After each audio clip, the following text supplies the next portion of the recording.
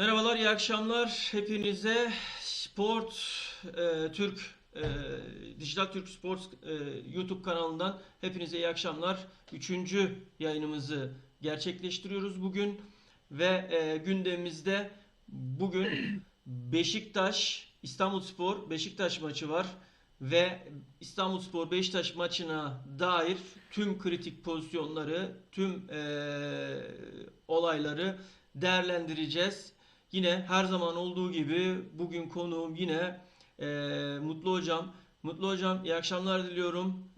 Nasılsınız? İyi misiniz? Nasıl bir gün İyi- geçirdiniz? Evet, çok teşekkür ediyorum. Gayet iyiyiz. Güzel bir gün geçirdik.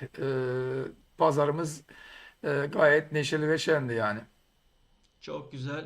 Hocam bugün İstanbulspor Beşiktaş maçı oynandı ve maça dair kritik anlar, pozisyonlar oldu. Yani hani şöyle söyleyeyim, biraz toparlayayım açıkçası.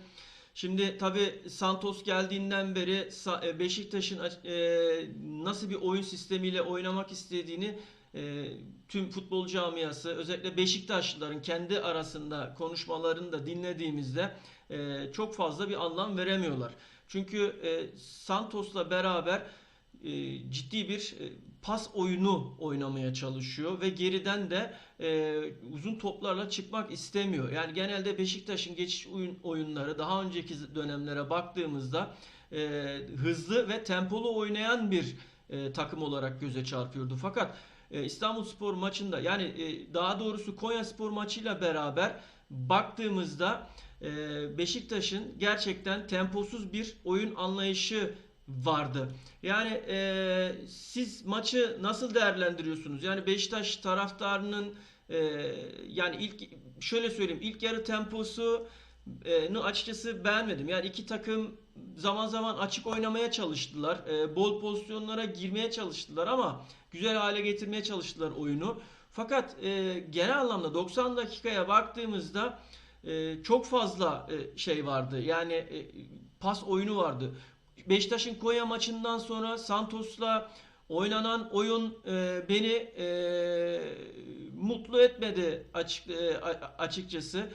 Zaten Santos'un da böyle bir açıklaması var. Yani Konyaspor maçından sonra şunu söyledi. Yani oynanan futbol beni de mutlu etmedi bir açıklaması var. Yani Beşiktaş pres oyunu yok. Hiç baskı yapmıyor.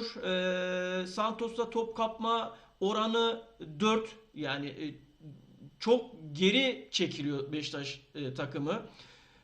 Beşiktaş'ın rakip savunmasına çıkan oyuncu sayısına baktığımız zaman 90 dakika genelinde 3. Yani çok fazla oyuncusunu rakip yarı sahaya, İstanbulspor sahasına e, atmadı.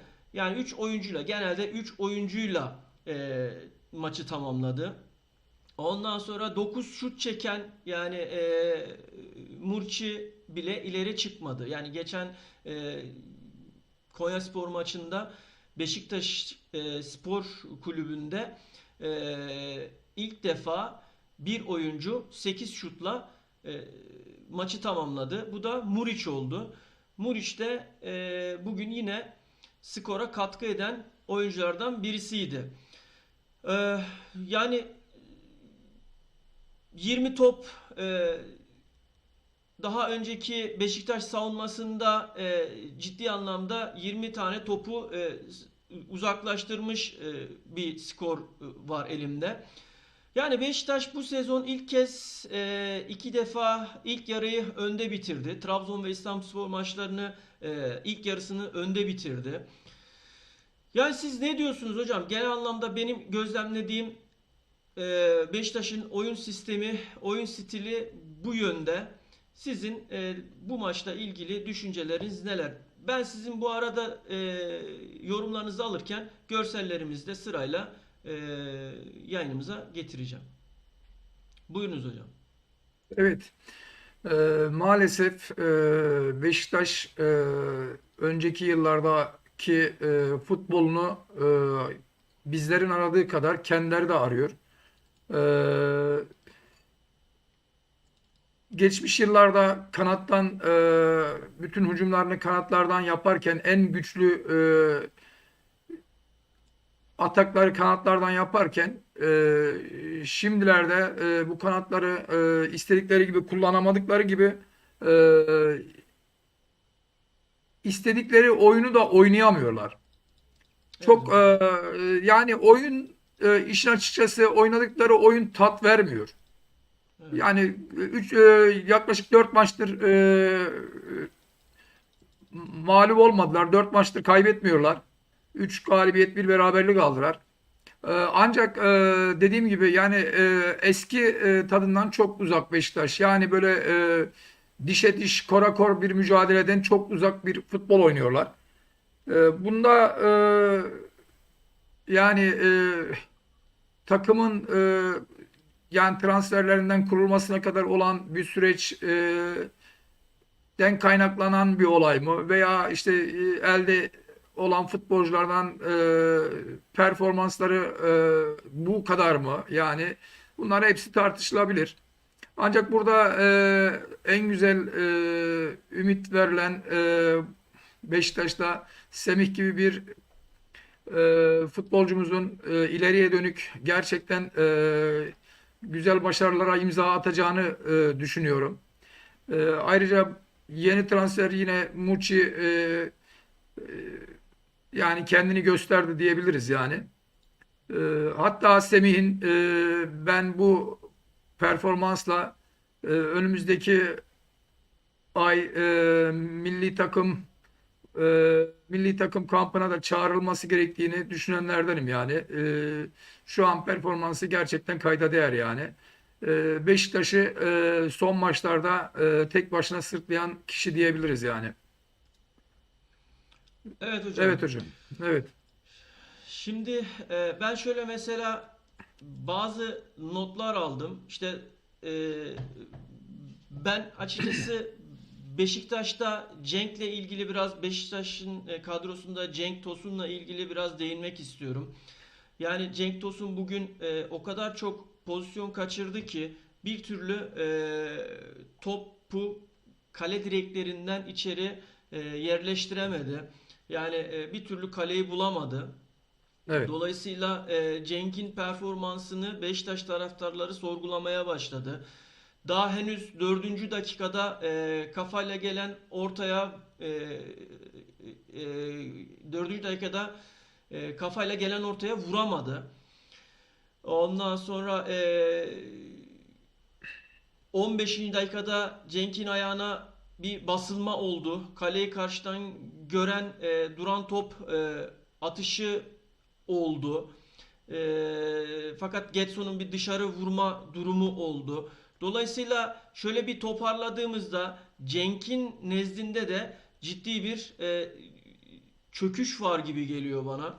Tabi burada şeyin de etkisi var. Yani Cenk bu sezon 24 maçta şöyle söyleyeyim hocam. Hemen 24 maçta 5 gol 3 asist yaptı. E, Evet. Tabii bu 32 yaşında ve Beşiktaşlı bir Cenk'in en düşük performans gösterdiği bir sezon. Dolayısıyla bunun etkisinin sözleşme yenilememe ile ilgili olduğu yönünde de bir şey var, bilgi var. Yani Evet. Cenk ve Salih biliyorsunuz Salih Uçan henüz daha Evet. sözleşme yenilemedi Beşiktaş camiasında.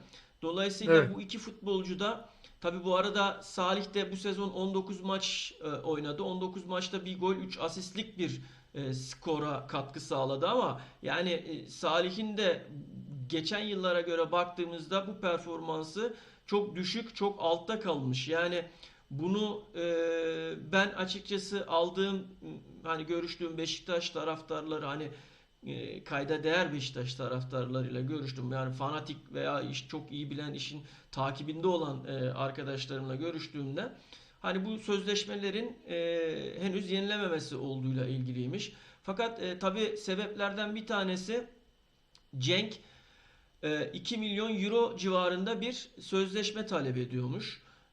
Salih de 50 milyon TL gibi bir sözleşme talep ediyor. Tabii Beşiktaş kulübü de bu rakamlara henüz sıcak bakmış değil.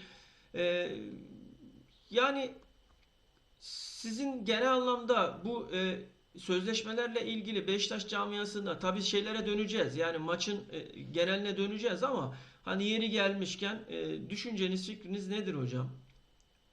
Evet, Cenk'le başlayalım. Cenk e, yani bu sezon belki istediği performansı gösterememiş olabilir. Ancak geçmiş yıllarda veya kritik zamanlarda ön plana çıkan bir futbolcu. E, Gayet de başarılı yani. E, Salih de yine orta sahayı Beşiktaş'ta orta sahayı toparlayan bir futbolcumuz. E, Bugün bu konuyla ilgili de Feyyaz Uçar bir açıklama yaptı. Yani önümüzdeki haftalar derbiden sonra, daha doğrusu Galatasaray derbisinden sonra her iki futbolcuyla da görüşeceklerini belirtti. İnanıyorum ki yönetim de bunlara gerekli imkanları verecektir. Futbolcular da gerektiği kadar fedakarlıklar yapacaklardır. Bir anlaşma neticesine ulaşacaklardır diye düşünüyorum. Peki hocam, Salih ve Cenk'ten bahsettik. Sözleşmelerinde dolayı acaba bir form düşüklüğü söz konusu olabilir miye değindik. Tabii Evet, bu konuyu şöyle söyleyeyim. Beşiktaş Spor Kulübü Başkanı Arat 9 Mart'ta bir divan kurulu yapacak. Divan kurulunda bir görüşme yapacak. E, Ve tabii burada muhalif taraf olarak görünen işte Çebi de divan kuruluna katılacak ve orada bir görüşme yapacağı söyleniyor. Tabii muhtemelen büyük bir ihtimalle divan kuruluna kadar Beşiktaş kulübü bu ikinci oyuncuyla sözleşme yenilecekler diye bir görüş var. Şimdi Cenk ve Salih Uçan dedikten sonra tabii yine bugün son e, yani 2024'te en çok gol atan oyuncu Beşiktaşlı Semih bugün de 8. golünü attı. evet. Siz yani Beşiktaş'ın son 5 golünde e, 4'ünde Semih'in katkısı var. Bugün de yine muhteşem bir gol kaydetti. Evet. Siz 22. dakikada e, defanstan gelen uzun topla topu Cenk kontrol etti. Vuruş açısı bulamadı. Semih'e verdi topu. Semih de ayak içi ile kalecinin soluna muhteşem bir plaseyle takımını öne geçiren golü attı. Evet. Bu golde birlikte Semih 2024'te en çok gol atan Beşiktaş'ın genel anlamda yani ligde 2024'te en çok gol atan oyuncu unvanını kazandı. 8 golle Semih. Tabii dediğim gibi az önce de söyledim. Beşiktaş'ta da son 5 golün 4'ünde Semih'in imzası var. Hocam siz ne düşünüyorsunuz Semih'le ilgili? Genç artık taraftar da biliyorsunuz çıkarken Semih'i alkışladı. E, Ne dediler? Ne diye alkışladılar? Beşiktaş'ın çocuğu Semih diye alkışladılar. Zaten hocanın da erken alması falan biraz da oldu. O yönde oldu. Alkışlattırmak istediğinden dolayı düşünüyorum. Evet. Burada tabii yani bir genç Semih daha doğuyor mu hocam? Ne diyorsunuz Semih'le ilgili? Kesinlikle katılıyorum. Az önce de bahsettiğim gibi Beşiktaş ne kadar tat vermiyorsa Semih de bir o kadar tat veriyor. Yani ters istikamette söylüyorum. Evet hocam. Gerçekten kayda değer futbol oynuyor. Bugünkü golünü söyleyecek olursak gerçekten aynı Fenerbahçe'de İrfan Can Kahveci gibi Cengiz Ünder gibi uzak köşe tabir ettiğimiz köşeye, kalecinin uzanamayacağı köşeye e, ayak içi plase ile topu filelerler buluşturdu. Güzel bir goldü. E, Yani buradan Semih'in kesinlikle milli takımı hak ettiğini düşünüyorum. Bunu da milli takım yetkilileri görecektir. Takibini muhakkak yapıyordur. Yani takıma alacaklarını düşünüyorum. Hocam ben her zaman şunu söylüyorum. Türkiye'de artık bir genç nesil futbolcu atağa başladı. Yani bunu mesela Barış Alper, Galatasaray'da Barış Alper, işte ondan sonra Beşiktaş'ta Semih gibi daha birçok oyuncu var açıkçası. E, Dolayısıyla Türkiye'de genç oyuncular yetişmeye başladığını düşünüyorum. Fakat ben şöyle de düşünüyorum. E, Demeden önce hocam bir mesajımız var. Onu bir okuyalım istiyorsanız. Metin Evet. Şentürk, iyi akşamlar diliyoruz kendisine. Mesaj için çok teşekkür ediyoruz. Demiş ki iyi akşamlar, iyi yayınlar diliyorum. Yine dolu dolu futbol programınızı keyifle izliyoruz. Bunu sağladığınız için teşekkür ederiz demiş. Metin Bey biz çok teşekkür ediyoruz. Sağ olun, var olun. Eksik olmayınız. Yani hep beraber bir aile olmaya çalışıyoruz. Sizler de yayınlarımızı izleyerek mesajlarınızla da bize katkıda bulunursanız çok seviniriz diyoruz. Sağ olun. Ben şimdi şöyle söyleyeyim.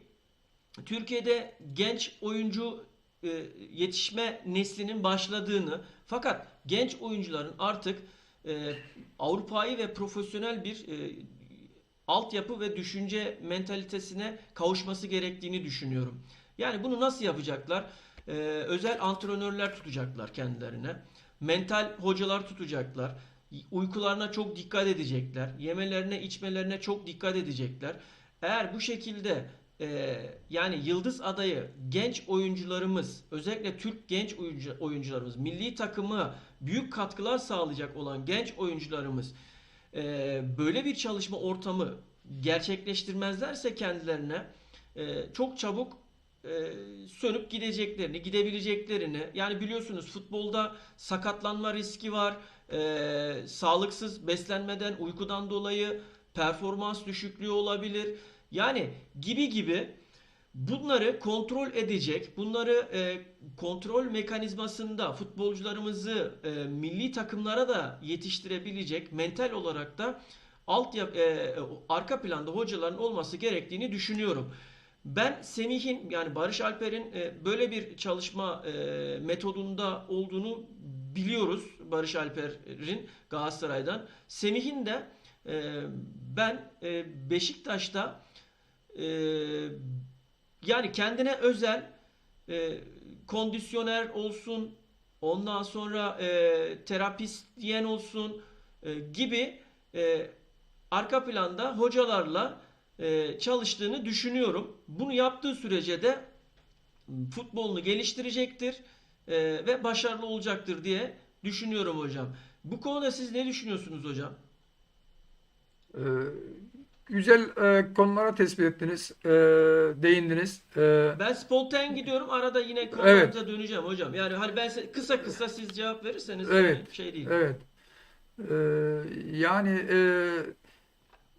Barış Alper Yılmaz, Semih, Kerem Aktürkoğlu, e, Arda Güler gibi futbolcularımız gerçekten son dönemde ligimize damga vuran futbolcular olarak görüyorum. Bunlar ileride milli takımımızın bel kemiği olacaklar. Evet hocam. Bel kemiği olacaklar ve başarılarıyla, futbollarıyla ülkemizde sevince boğacaklardır diye düşünüyorum. Evet hocam. Bugünkü maçla ilgili şöyle, yine bugünkü maça dönerken yine bir mesajımız var. Mesajımızı okuyalım. Ee, Hemen şöyle yayına getiriyorum hocam. İsterseniz siz okuyun hocam. Buyurun. Evet. Öncelikle önceki yorum yapan Metin kardeşimize ve şu anki yorumunu okuyacağımız Melih kardeşimize çok teşekkür ediyorum. İyi akşamlar, iyi yayınlar diliyorum. Haftaya oynanacak Beşiktaş Galatasaray derbisi hakkında yorumunuz nedir? Belki de şampiyonu belirleyecek maçlardan biri olacak diye bildirmiş. Şimdi çok kısa bir değineyim isterseniz. Buyurun. Melih Bey'e buradan teşekkür ediyorum. Çok sağ olsun mesajı için, katkılarından dolayı da tekrardan teşekkür ediyorum. Tabii önümüzdeki hafta hepimizin merakla beklediği bir İstanbul derbisi var. Belki de dediğiniz gibi şampiyonluğun adresi, şampiyonluğun rotası e, Beşiktaş maçından geçecek Galatasaray açısından ve Fenerbahçe açısından da. Bence Fenerbahçe'nin bir zorlu maçı daha var. Trabzon deplasmanı var. Fenerbahçe'nin Evet. orada da ben biraz takılabileceğini düşünüyorum. Fakat Galatasaray'ın Beşiktaş maçıyla ilgili e, yorumlarım şu olacak. Tabii bugün İstanbulspor maçında Getson sarı kart gördü. Ve Beşiktaş'ta e, Galatasaray derbisinde Getson cezalı duruma düştü. Derbide oynayamayacak. Evet. Dolayısıyla orta sahada önemli bir ismini kaybettiğini düşünüyorum ve şu an mevcut Beşiktaş'ın oynamış olduğu oyun sistemi o kadar temposuz bir oyun oynuyor ki yani Beşiktaş'ın 2-0 bugün maçı kazanmış olabilir. Hani skor olarak tabelada baktığımızda 2-0 kulağa hoş gelebilir. Fakat oynanan futbola bakıldığında Beşiktaş takımı o kadar çok yani ligin sonuncusu bir takımla oynuyorsunuz. Yani ligin sonuna demir atmış, artık ligden düşmesi kesinleşmiş bir takıma karşı bile ilk yarıda ciddi anlamda zorlandığını düşünüyorum. İkinci yarıda da biraz tempo yaptı ama tabii ikinci gol kilidi açtı ve Beşiktaş'ı biraz daha rahatlattı. Fakat oyun sistemine baktığımızda Beşiktaş'ın inanılmaz derecede kötü, temposuz ve geride bir oyun. Yani rakibi ikinci bölgeye kadar hatta birinci bölgeye kadar yani kendi sahasının birinci bölgesine kadar rakibi karşılamıyor yani Beşiktaş takımı. Yani Santos herhalde kendisini şu anda bir Avrupa yani Portekiz milli takımıyla Avrupa kupası eleme gruplarındaymış gibi falan hissediyor diye düşünüyorum yani. Sonuçta bu bir lig maçı. Maraton yani burada daha atak bir futbol oynamanız gerekiyor. Daha skora yakın bir oyun oynamanız gerekiyor. Fakat Beşiktaş takımı bu tempodan, bu oyun anlayışından çok uzak olduğunu düşünüyorum. Ha Galatasaray maçında ne yapar? Galatasaray maçında da bu oyun yapısından uzaklaşacağını, Galatasaray'a karşı daha açık bir oyun sistemiyle oynayacağını düşünmüyorum açıkçası. Galatasaray'da biliyorsunuz bu sezon ilk 15-20 dakikalarda özellikle ikinci yarı itibariyle yani ligin ikinci yarısı itibariyle ilk yarıda Fenerbahçe'nin yapmış olduğu baskıyı, erken gol bulma, skoru bir an önce öne geçirip daha sonra oyunu dengede tutup ve bulduğu fırsatlarda değerlendirme oyun stratejisine geçti Galatasaray takımı. E, ve ben bu oyun sisteminin yine Beşiktaş maçında da tekrarlanacağını düşünüyorum. Zaten kadro yapısına da baktığımızda kağıt üzerinde yine tabii her ne kadar UEFA kupasından elenmiş olsa da şu anda bir yaralı aslan misali Beşiktaş maçına çıkacaktır ve bir an önce temposunu yakalayıp bu temposunu tekrardan lige yansıtacağını düşünüyorum. Siz ne düşünüyorsunuz hocam? Buyurun.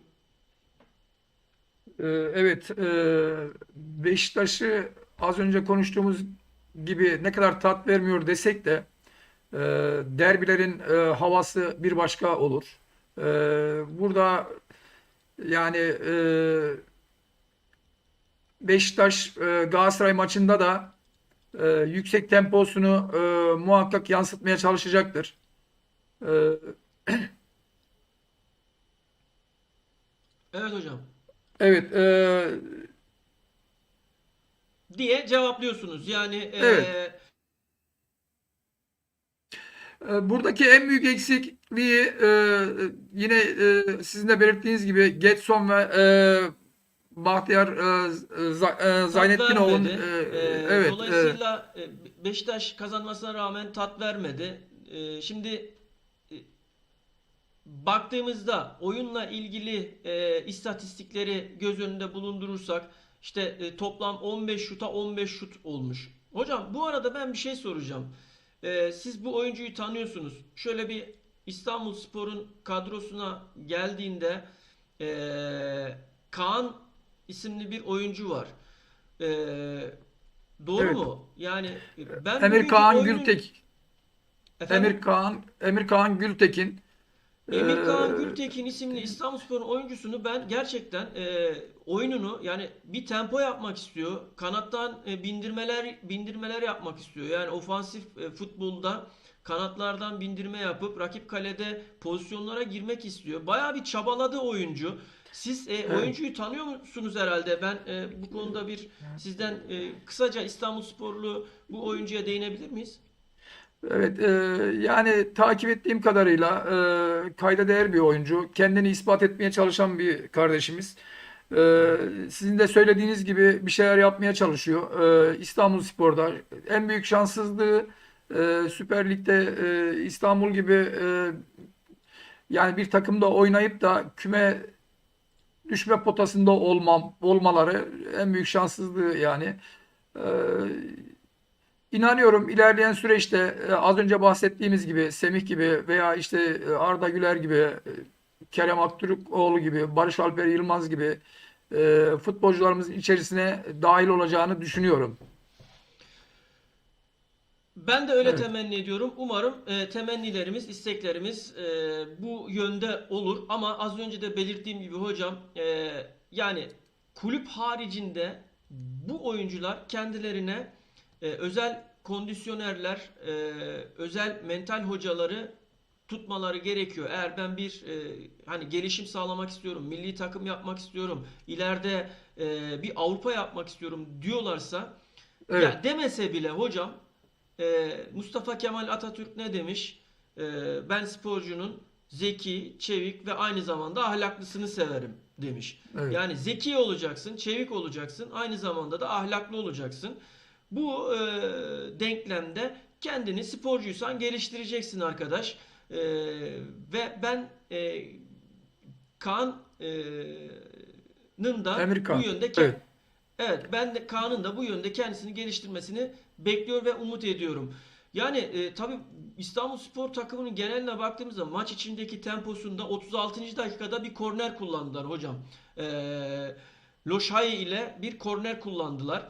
E, Gelen topta Okan Erdoğan bir kafa vuruşu yaptı ve top direkten döndü. Yani dönen top direk oldu. Ağlarla buluşsaydı herhalde maçın gidişatı ve skoru biraz daha farklı olacaktı. Tabi evet. zaman zaman İstanbulspor'un isteğini buradan da görmüş oluyoruz. Olduk. Evet. Ama gücü bu kadar yetmiyor. Yani temposundan ziyade bence İstanbulspor'un gol yollarında çok etkisiz. Gol atacak ayakları, temiz ayakları yok. Dolayısıyla temiz ayağın yani ne derler futbolda hocam? Atanınla tutanın diyorlar biliyorsunuz. Atanınla Evet. tutanın yoksa düşmeye yani ligde o performansı iyi bir performansı göstermen çok zor. Dolayısıyla İstanbulspor'un da atanının olmadığını ben bu maçta bir kez daha gördüm. Gol atamazsanız 3 puan yok hocam Evet. diye düşünüyorum. Yani Buna bir örnek vereceğim. Çok tabii özür ki. diliyorum. Geçmiş yıllarda namağlup sezonu tamamlayıp da şampiyon olamayan takımımız var. Yani Beşiktaş namağlup olup da şampiyonluğa ulaşamayan takımlarımızdan. Ulaşamayan takımlardan Evet, birisi. yani dediğiniz gibi tamam namağlupsun ama atamıyorsun. Atamadığın vakit yani 3 puanı alamadığın vakit mağlup olmasan da şampiyonluğa ulaşamıyorsun neticede. O Evet. beraberlikler seni kurtarmıyor yani. Onun Evet. için deminki dediğiniz gibi atmak icap ediyor yani. Şimdi şöyle söyleyeyim. Tabii Beşiktaş kalecisi Mert'e de burada değinmek istiyorum. Atanla tutan derken tutanlar arasında Beşiktaş kalecisi Mert 52. dakikada İstanbulsporlu Sambissa'nın uzak köşeye yapmış olduğu muhteşem vuruşu, plasesini aynı muhteşemlikte, aynı Güzellikte. Evet. güzellikte kurtardı. Ayak içi vurmuştu. Yani hani ölü nokta deriz ya hocam, böyle ölü Evet. yere Evet. futbol tabirinde. Oraya Sambissa, İstanbulsporlu Sambissa 52. dakikada çok güzel bir vuruş yaptı. Fakat aynı güzellikte de Mert kurtardı. Demek ki ne dedik hocam? E, Atanla tutan. Yani Beşiktaş adına da burada tutan ön plana çıktı. Tabii atan yönüne de geçecek olursak hocam, Beşiktaşlı Getson'un 54. dakikada muhteşem bir pası vardı. Ara pasıyla Muçi topla buluştu. E, Ve iyi vurdu. Aşağı, Evet. yani yerden vurdu. Muhteşem bir vuruştu. Kaleci de öndeydi. Alp Arda. Beşiktaş İstanbulspor'un kalecisi Alp Arda da önde gördü herhalde muhtemelen Muçi Muçi. Evet. kaleciyi.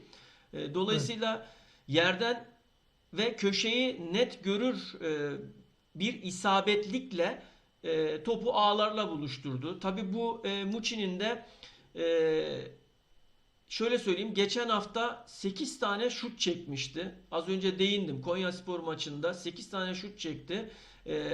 Bu dokuzuncu şutunda golle buluştu. Yani üçüncü maçında da ilk kez Beşiktaş'ta golle buluşmuş oldu.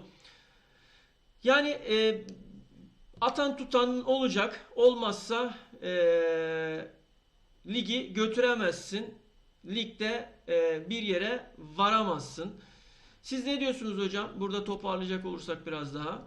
Burada Muçi'nin golüne değinmek istiyorum. Yani dediğiniz gibi kalabalık bir ortamda ceza sahası yayı hemen içerisine girer girmez uzaktan mesafeli bir yerden ve topu kaleye kalecinin uzanamayacağı köşeye gönderdi.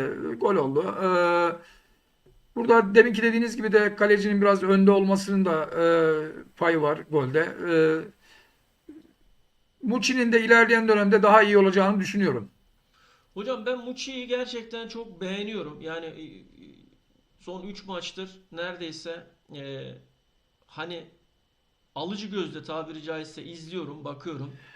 Gerçekten Beşiktaş'a ofans anlamında katkı sağlıyor ve daha da iyi olacaktır diye düşünüyorum. Fakat Santos'un oynatmış olduğu e, oyun sistemi tabii ne kadar oyuncunun bütün yeteneklerini gün yüzüne çıkartır. Bununla ilgili herhangi bir öngörüm yok.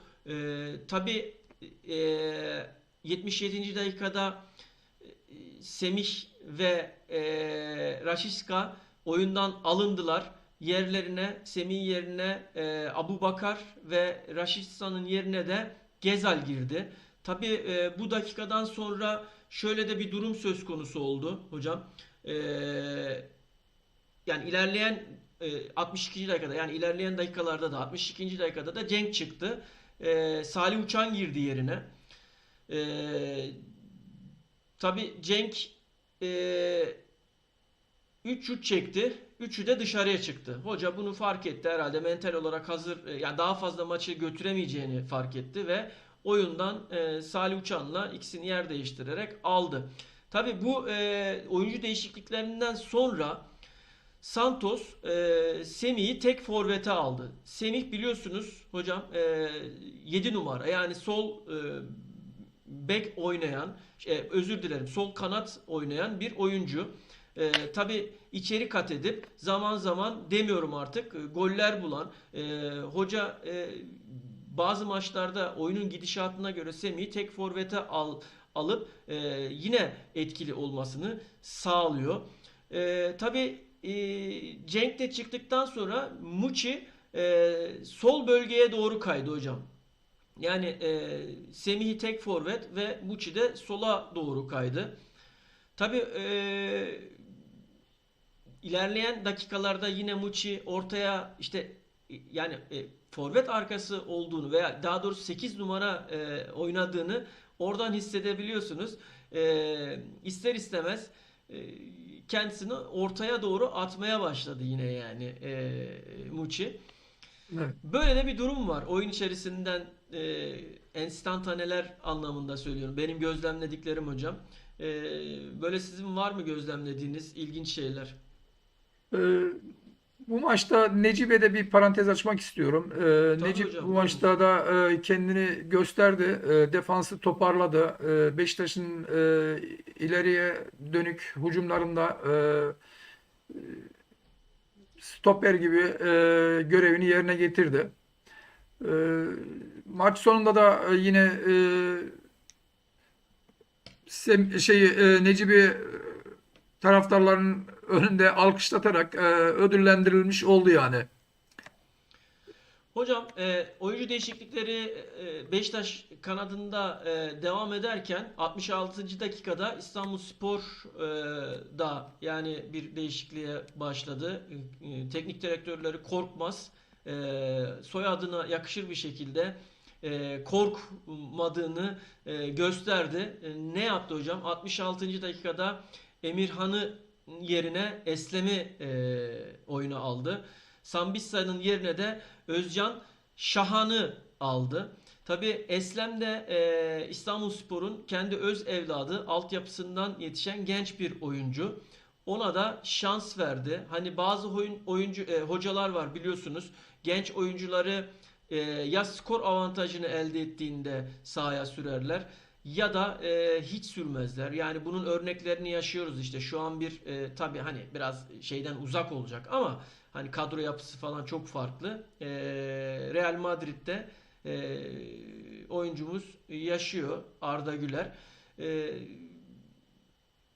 tabii Eslem İstanbulspor adına umarım ilerleyen dönemlerde güzel işler çıkartır. Ama az önce dediğim gibi genç ve geleceğe dönük yetenekli özellikle altyapıdan yetişen Türk oyuncularımızın özellikle kendilerine hayat koçu artık ne diyorsanız deyin yani kondisyoner Kondisyoner, veya evet. işte uykusuyla ilgilenecek, yemeğiyle ilgilenecek profesyonel insanlarla çalışmaları gerektiğini düşünüyorum.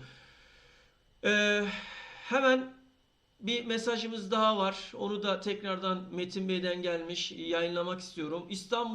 İstanbulspor'un maçın ilk bölümünde kaçırdığı gol jeneriklikti diyor. Evet. Çok doğru söylüyorsunuz. Hemen İstanbulspor'un maçın başlarında yakalamış olduğu pozisyon evet jeneriklikti. Katılıyorum ben de size. Teşekkür ediyorum mesajınız için. Evet. E, Hocam buyurun başka devam etmek istiyor musunuz? Söyleyeceğiniz bir şeyler var mı? Maçla ilgili söyleyeceklerimiz bundan ibaret. Yani ben daha fazla detaya da girmek istemiyorum burada. Onun haricinde Beşiktaş'ın e, yani Avrupa Kupası'na katılması açısından Trabzon'la vermiş olduğu mücadele nedeniyle bundan sonraki maçlarının da çok önemseyeceğini, çok dikkate alacağını düşünüyorum.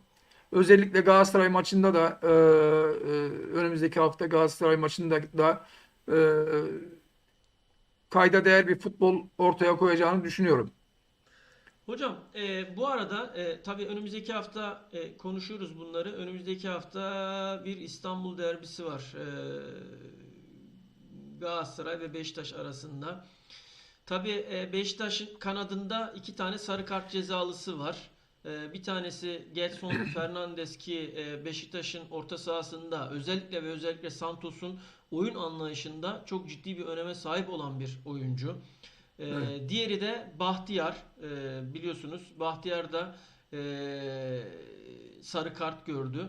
Yine o da Galatasaray derbisinde e, yer alamayacak cezalı duruma düşüyorlar. Hocam aslında şöyle baktığımızda bugünkü maçı hani şöyle biraz bakıyoruz işte teknik, taktik, o bu falan filan giriyoruz biz işe ama bugün bütün Türk futbol kamuoyu dünkü Fenerbahçe maçına maçındaki penaltı pozisyonuna kitlenmiş hocam.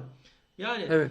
hiç kimse Beşiktaş maçını yani evet konuşuyorlar ama böyle taktik, teknik böyle yüzeysel geçiyorlar. Çünkü aslında konuşacak çok bir şey de yok. Baktığımızda Beşiktaş özellikle Beşiktaş'la ilgili kamuoyunda oklar teknik direktör Santos'a dönmüş durumda. Yani Santos'un oynatmış olduğu futbol ve elde etmek istediği futbol anlayışı şu an Beşiktaş'ın kaldıramayacağı bir oyun anlayışına dönüşmüş durumda.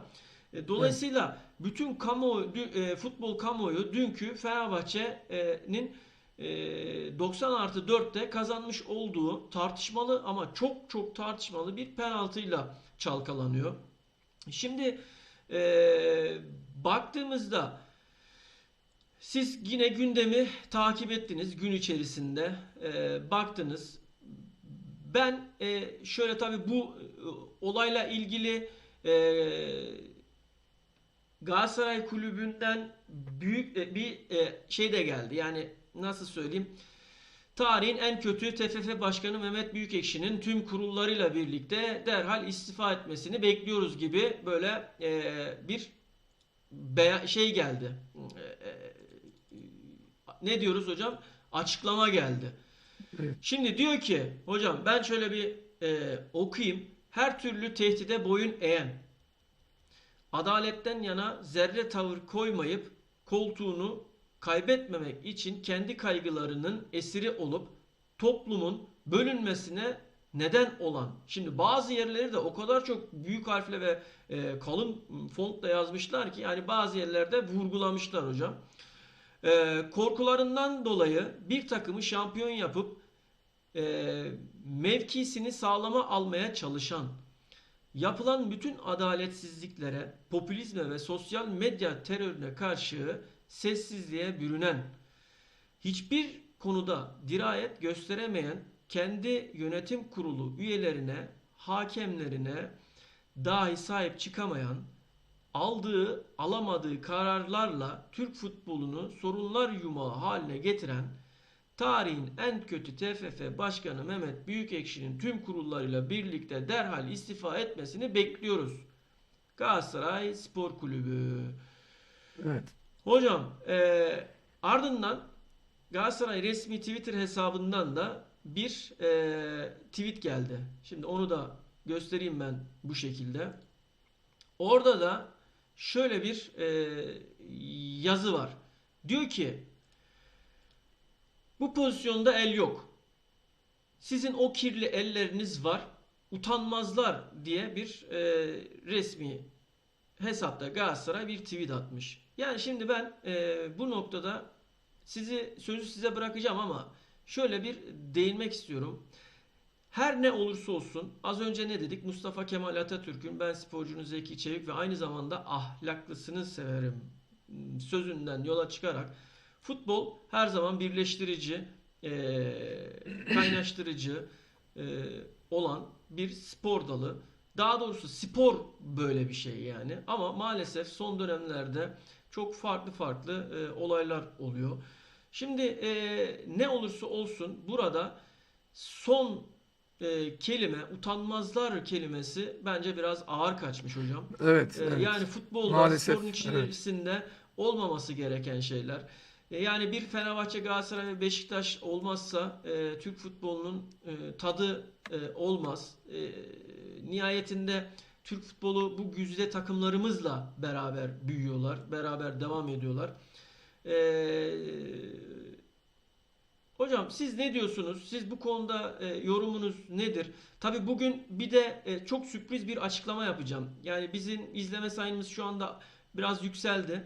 E, Hatta yani bizi izlemeye devam ederlerse Galatasaray'ın ara transferde beklerle ilgili neden gecikme yaşadığına dair bir şu an kimsenin konuşmadığı, gündeme dahi almadığı çok özel bir defteri burada yayınımızda açacağım ve Evet. bizi izleyenler, şu an izleyenler canlı olaya hakim olacaklar.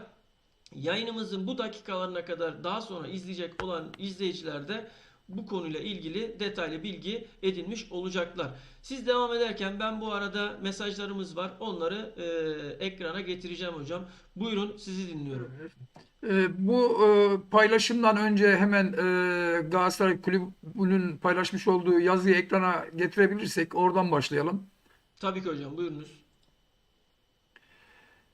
Bunu büyütme şansımız var mı Barış Bey? Maalesef hocam o şey yok henüz. Evet, bir saniye beklemede kalın. Tabii hocam, Evet, siz şey yapın. Ben bu arada evet. mesajları okuyorum. Turan Şahin, hemen şöyle getireyim ekrana. İyi akşamlar diliyorum kendisine. Yorumu için teşekkür ediyorum. Şu anda muhtemelen izliyordur kendisi. Hocam, Fener kullanıyor. Büyük takımlar kullanıyor. Zaten alıştık ama Fener'i şampiyon yapmak için yemin etmiş gibiler bu sene diyor. Evet. Arkasından devam etmiş yine. Nasıl bir pazarlıkları var anlamadım ben demiş. Yine Tuncay Şahin Turan demiş ki Şahin. ben aktif olarak futbol oynayan biri de olarak el kararını doğru buluyorum ama o açıdan kimse penaltı veremez bence demiş. Valla ben hemen şöyle bir ekleme getireyim. Dün hani birçok yayını dinledim, izledim. Hatta saha içerisinden bana maç sonu ben aradım daha doğrusu. Maçın içerisindeki pozisyonla ilgili değerlendirme talebinde bulundum. Ne diyorsunuz diye. Kendileri şunu söylediler. Tabi burada isim vermek istemiyorum. İsim verdiğim zaman ne oluyor biliyorsunuz. Haber kaynağımızı zor duruma düşürmüş oluyoruz. Haber kaynaklarımızı hiçbir zaman açıklamayacağız. Fakat biz isim vermeyeceğiz. Fakat bizler burada konulara değineceğiz. E, Pozisyonun hiçbir şekilde penaltı olmadığını söylüyorlar. Zaten şöyle söyleyeyim. Şurada bakın 90 artı 5'te, pardon özür diliyorum, bu Karagümrük maçıyla ilgili şurada getireceğim hemen. Evet. Şimdi İsmail Kartal maç sonrasında da bir açıklama yapıyor. Basın açıklamasında herhalde muhtemelen Çağlar'la da falan, takım oyuncularıyla da falan da görüşmüşler. Veya görüşmüş derken Çağlar yanına gelmiştir. Hocam işte pozisyon bu şekilde gelişti. Basın açıklaması yapacaksınız. İşte basının karşısına geçtiğinizde bu soruyla ilgili herhangi bir soru gelirse bunları söyleyebilirsiniz falan diye muhtemelen Çağlar uyarmıştır kendisini. Konuya açıklık getirmek istemiştir. Kendi açısından, kendi cephesinden. İsmail Kartal basın açıklamasında şunu söylüyor. Çağlar ile konuştum. Eline çarptı. Net penaltıydı demiş Çağlar. Yoksa ben vuracaktım. Hani vuracaktım. Ben gol atacaktım diye söylemiş. Ama maçın içerisinde Spiker'in konuşmasında da Anlatımında, evet. anlatımında da Çağlar'ın korner beklediğini, yani çünkü Çağlar zaten görselde de gösteriyor işte hakem hani korner niye vermiyorsun falan diyor. Yani bunun videosu falan da var. Neden korner vermedin hocam falan diye, yani Çağlar korner bekliyor yani maç hakemlerden. Fakat hakemler de penaltıya gidiyor. Zaten şöyle bir şey de var. Bu pozisyonda VAR'ın orta hakemi e, eğer ki pozisyon net bir pozisyon değilse, VAR izliyor mesela, net bir pozisyon değil. Biraz böyle bir şey var. Blurluk var yani. Net olmayan bir pozisyon. Orta hakemi VAR'a çağıramıyor. Böyle bir kural da var. Ama dünkü maalesef 90 artı 4'te kural mural tanınmadı. Yani ben bunları söylerken Evet, arkadaşlar evet. yanlış da anlaşılmasın, taraflı söylemiyorum. Ben bir taraflı yayın yapmamaya gayret ediyorum. Tarafsız bir şekilde konuşuyorum. Açıkçası ben bu penaltı kararından tatmin olmadım. Bu benim şahsi fikrim. Daha sonra zaten içeriden, yani saha kenarından almış olduğum, yani telefonla görüşmemde, yani saha kenarındaki muhabirimle diyeyim, yani yapmış olduğum görüşmemde kesinlikle olayın penaltıyla uzaktan yakından alakası olmadığını, bugün gün içerisinde, dünden beri daha doğrusu Fenerbahçeli taraftarlarla tabi ufak tefek cılız böyle sesler çıkıyor. Evet penaltı falan diyenler var ama konuya objektif de pek yaklaştıklarını, tarafsız yaklaşabildiklerini de düşünmüyorum açıkçası kendi açılarından. Konunun penaltı olduğunu söylüyor ama genel anlamda %98 Fenerbahçe taraftarının pozisyonun penaltı olmadığını düşünüyor. Hatta ve hatta Fenerbahçe'ye çok yakın basınla ilgili yorum yapanlar dahi ikiye bölünmüş durumda hocam. Yani ciddi anlamda bu konuda e, basın da dahil Fenerbahçe camiasının rahatsızlığı var ama yani ben anlamıyorum, anlam veremedim. Siz ne diyorsunuz? Tabii Turan Şahin şey demiş. Yani kamera açısı çok kötüydü demiş. Haklısınız, doğru söylüyorsunuz. Aynı zamanda VAR'da kale arkası açıyı vermediler bile demiş. Yani bunların hepsi zaten bilinen şeyler. Bugün Evet. konuştuk, dinledik, şey yapıyoruz.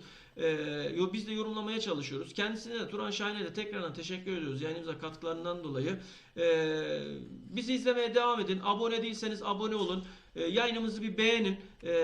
Yani dünkü pozisyon penaltı değildi diyenleri bir görelim bakalım. Yayınımızı beğensinler. Kaç kişi penaltı değildi diye. Muhtemelen rakam yüksek olacaktır diye düşünüyorum. Yayınımızı penaltı değildi, pozisyon penaltı değildi diyenler yayınımızı beğensinler diye de notumu düşeyim. Buyurun hocam, sözü size veriyorum.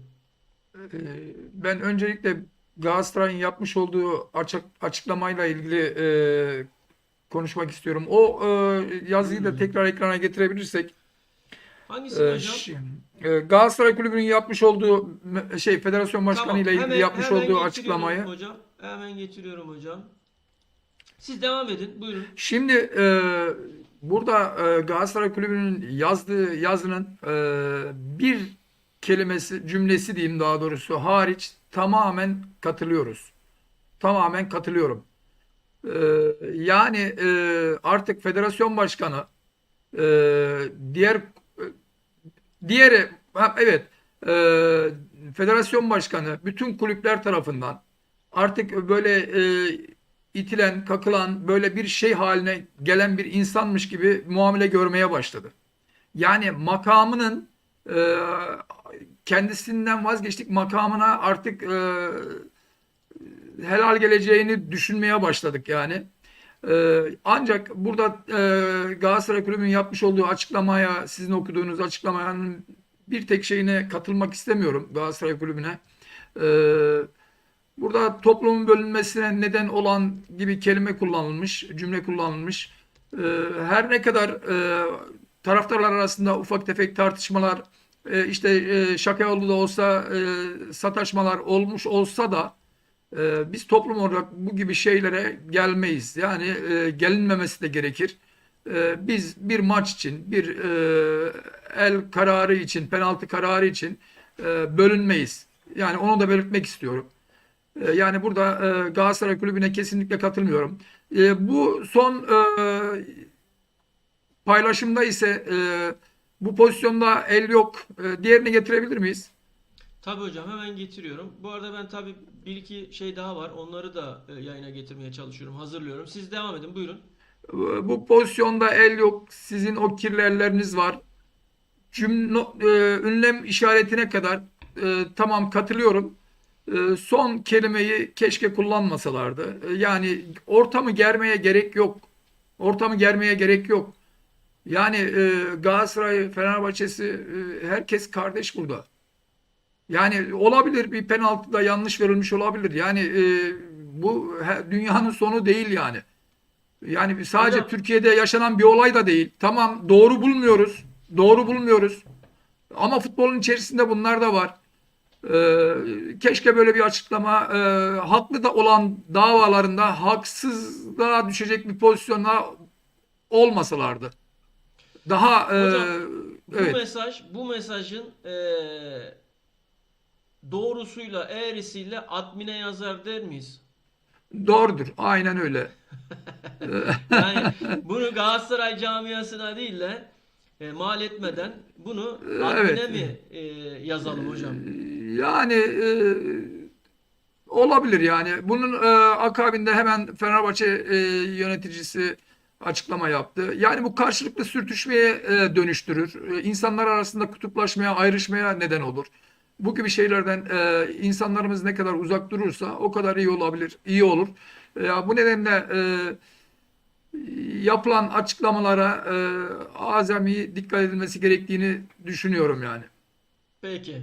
Diyoruz ve Metin Şentürk, Metin Bey yine bir mesaj atmış. Kendisine yine teşekkür ediyoruz. Fenerbahçe taraftarı hakemi ıslıklıyordu. Korner kararını geciktirdiği için. Ben de Fenerbahçeliyim. Ancak böyle gollere ihtiyaç duyulmamalı demiş. Valla bravo Metin Bey. Metin Tebrik kardeşimi ederiz. Metin kardeşimi buradan alkışlıyorum. Hakikaten bravo. Bravo Aynen. diyorum. Yani e, Helal olsun. böyle taraftarlarımıza can kurban, böyle taraftarlarımıza yani sahip çıkılması gerekir yani. Evet. Şimdi hocam bugün yine Galatasaray Kulübü'nün resmi Twitter hesabından, daha doğrusu Galatasaray resmi Twitter hesabı derken taraftar grubunun resmi Twitter hesabından böyle bir mesaj yayınlandı. Şimdi burada diyor ki taraftar grubu başkanları ve adminleri taraftara sesleniyor, Galatasaray taraftarına. Yarın başlama düdüğüyle birlikte önce 3 dakika sessizlik, arkasından defalarca söylediğimiz gibi daha yüksek sesle TFF istifa diye haykıracağız diye bir açıklama yapmış. Kendi başlıkları. Ben şimdi içeriği de okuyayım sizlere. Değerli Galatasaraylılar, dün suyun karşısında kurulan tezgahı, yaşanan skandalları ve faciaları gördükten sonra yarın kendi evimizde oynayacağımız Antalyaspor maçının öneminin umarım herkes farkındadır.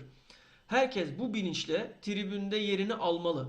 Emeklilik ikramiyesi olarak verilen şampiyonluk sözlerine karşı aslanlarımızın yanında kurulan kirli ittifakların karşısında olmalıyız.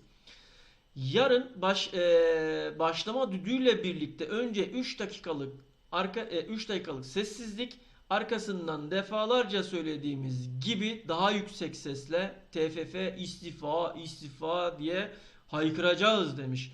Yarın her zamankinden daha agresif bir tribünde buluşmak dileğiyle, hedef 24 demiş taraftar grubu. Hocam Evet. bunu bugün yayınladı taraftar grubu Ultra Aslan, Galatasaray'ın Ultra Aslan taraftar grubu ismini de verelim.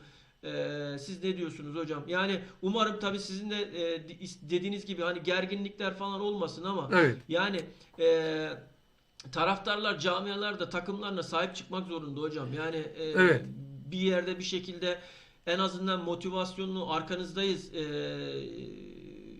mesajını iletmek zorunda. Dediğim gibi yani tabii bu biraz çok derin ve belki de mizansel olacak ama yani olaylar sokaklara taşmadığı sürece, saha içerisinde kaldığı sürece hiçbir problem yok. Evet. Sosyal medyadan bu tarz takımlarını destekleyici mesajlar atılabilir diye düşünüyorum. Siz ne Şimdi düşünüyorsunuz hocam? evet. Şimdi Galatasaray taraftarının yapmış olduğu bu açıklamayı bir haklı bir açıklama olarak değerlendiriyorum. Yani ancak sizin de söylediğiniz gibi yazılan, yapılan açıklamaların çok dikkat edilmesi gerekir. Tribünde 3 dakika sessizlik yapacaklar, protesto edecekler. Bunlara sonuna kadar katılıyorum. Federasyon başkanına istifa diye de bağırabilirler. Katılıyorum. Yani olabilir. Adam yapılan haksızlıklara karşı kendi açısından e, istifasını isteyebilir. Ancak burada bundan sonraki yarından itibaren daha agresif olacağını tribünlerin daha agresif bir tribünde buluşmak dileğiyle diye açıklaması hoş olmamış işin açıkçası. Yani protestolarınızı yapın. Taraftar gruplarına herhangi bir şey söylemiyorum. Ancak bunun bir ölçüsü olmalı. İnsanları kutuplaştırmamak gerekir. Yani hakkını ara, savun. Ancak ileri boyuta gitmemesi gerektiğini düşünüyorum. Hocam çok güzel, çok güzel böyle temennilerde bulunuyorsunuz ama gerçekten Türk futbolu şu anda bana göre dibe vurmuş. Yani hakemler ya bakın şimdi futbolun başında TFF var ve TFF'nin başında da Mehmet Büyükekşi var. Şimdi siz hiç TFF başkanını kupa finali, yani Arabistan'daki düzenlenmek istenen kupa finalinden sonra hiç sahnelerde veya kamera önünde gördünüz mü? Herhangi bir açıklama yaptığını duydunuz mu? Ya hocam, ben şöyle düşünüyorum, bakın. İş hayatında olsun veya normal çevremizde olsun, insanlar iyi olan her şeyi yönetebilir. İyiyken her şey yönetilebilir. Fakat krizi herkes yönetemez. Şimdi iyi bir yöneticilik vasfı da krizi yönetmekten geçer. Dolayısıyla eğer ki kriz yönetimini iyi yapamıyorsa bir yönetici, veya bir teknik direktör. Bunu ben daha önce başka kanallarda yapmış olduğum yayınlarda da söyledim. Benim yine başka kanallarda da yayınlarım vardı ama şu an artık kendi kanalımdayım. Bir Fenerbahçe'de İsmail Kartal'a ciddi bir yüklenmeler falan oluyordu ve İsmail Kartal bir türlü basının karşısına çıkıp basının sormuş olduğu sorulara cevap vermiyordu. Hep uzak kalıyordu. Şimdi ben şunu yeğlerim hocam. Şimdi bu kadar çok saha içerisinde hakemlerle artık alenen, yani bakın bugün oynanan Karagümrük maçında dahi çok özür dilerim hocam. Şöyle bir şey yapacağım. Bir saniye. Karagümrük maçında bugün 90+5'te İşte. yani o kadar yani saçma diyorum artık hocam. Yani o kadar saçma, alakasız, anlamsız bir pozisyonda penaltı verildi ki Karagümrük'ün aleyhine. Ya inanılır gibi değil yani. İnanılır gibi değil. Ben TFF başkanından şunu beklerim hocam. Genel bir basın açıklaması. Basının karşısına geçip kafalardaki basının, işte insanların merak ettiği soruların sorulup ve buna cevap vermesini ve krizi bu şekilde yönetmesini temenni ederim. Şimdi VAR kayıtları açıklanacak. 26. haftadan sonra VAR kayıtları açıklanmaya başlandı. Ama açıklanan VAR kayıtlarını dinlediğimizde gerçekten saçma sapan, alakasız, hatta ben montajlandığını dahi düşünüyorum. Şimdi ben şeyi çok merak ediyorum. Yani 27. haftadaki Fenerbahçe'nin bu penaltı pozisyonundaki VAR kayıtlarını çok merak ediyorum. Bunun bir an önce açıklansın. Dünkü yayınımızda buna değindik ama ben şimdi yeri gelmişken yine söylemek istiyorum. Bir an önce bunu kamuoyuyla paylaşılıp gerekçelerinin de anlatılmasını aslında duymak istiyorum. Merak ediyorum. Ya gerçekten bakın, şu Karagümrük'ün atmış olduğu tweet'e bakın. 90+5'te verilen bu penaltı yüzünden Karagümrük kümeye düşerse kimse sokaklarda rahat dolaşmasın bu saatten sonra demiş yani. Yani bu arkadaş, yani bu insanları görüyorsunuz ki ortalık iyice kaynamaya başladı yani. Dolayısıyla siz krizi yönetmeniz lazım artık yani. Hani kendi kabuğunuza çekilip kendi düşüncenize, kafanıza göre hareket etmeden ziyade çıkın ya basının karşısına, halkın karşısına, anlatın kendinizi, ifade edin ve krizi yönetin arkadaş.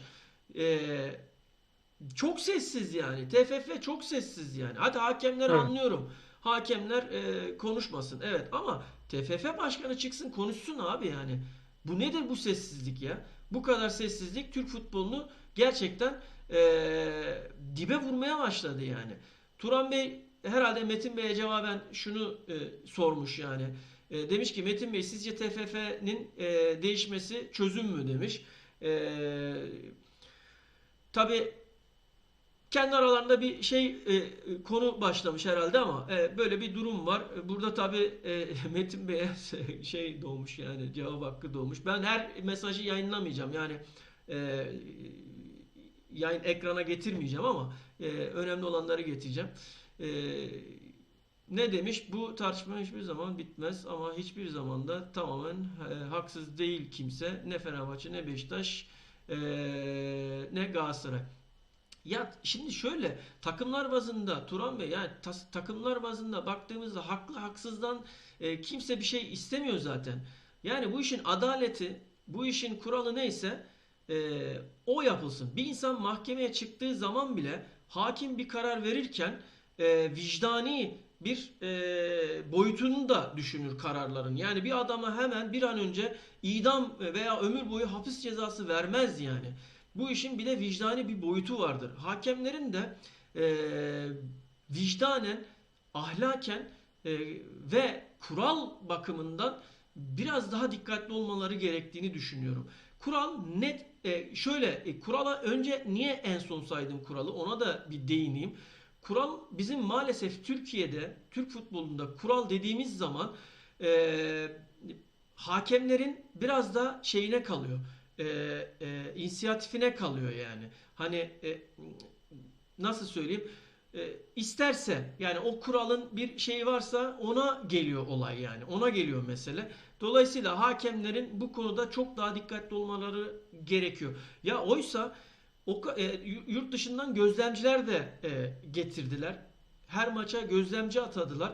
Ben bu maçın Fenerbahçe'nin kazanmış olduğu penaltıdaki penaltı kararının gözlemci raporunu da çok merak ediyorum. Bir yabancı gözlemciden merak ediyorum. Bu yabancı gözlemci bu maçın raporunu nasıl verdi yani? Yani bunları TFF açıklasın yani. İnsanların gazını alsın, bir rahatlatsın yani. Yoksa ya şu tweet'e bakar mısınız hocam? 90+5'te verilen bu penaltı yüzünden Karagümrük küme düşerse kimse sokaklarda rahat dolaşmasın bu saatten sonra.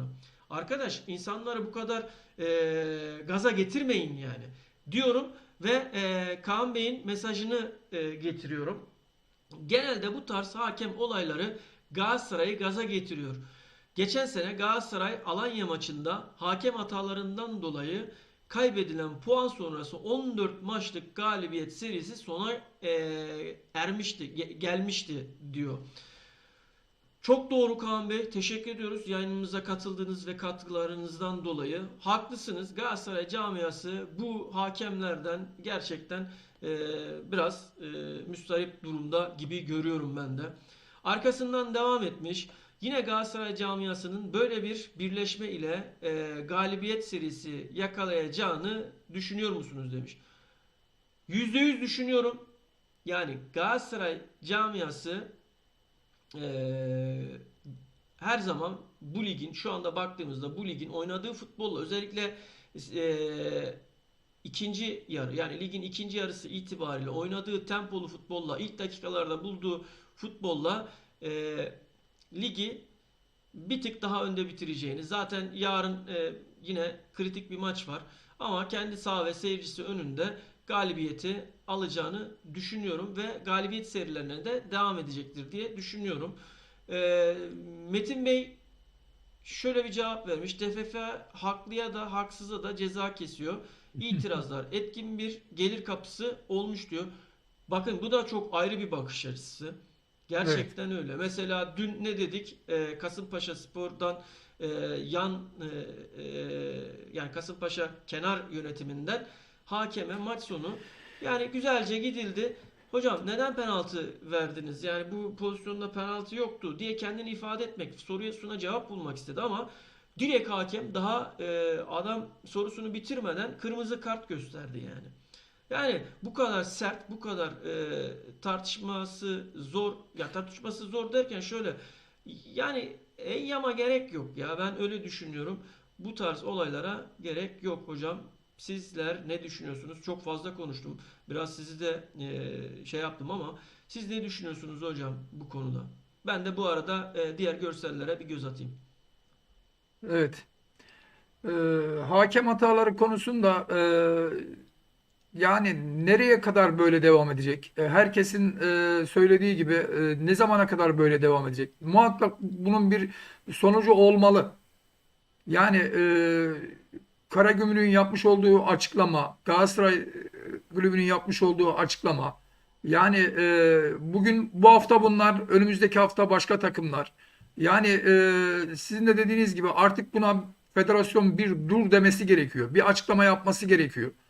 Yani Hocam çok pardon. evet, Dünkü yayınımızda ne söyledim hocam ben?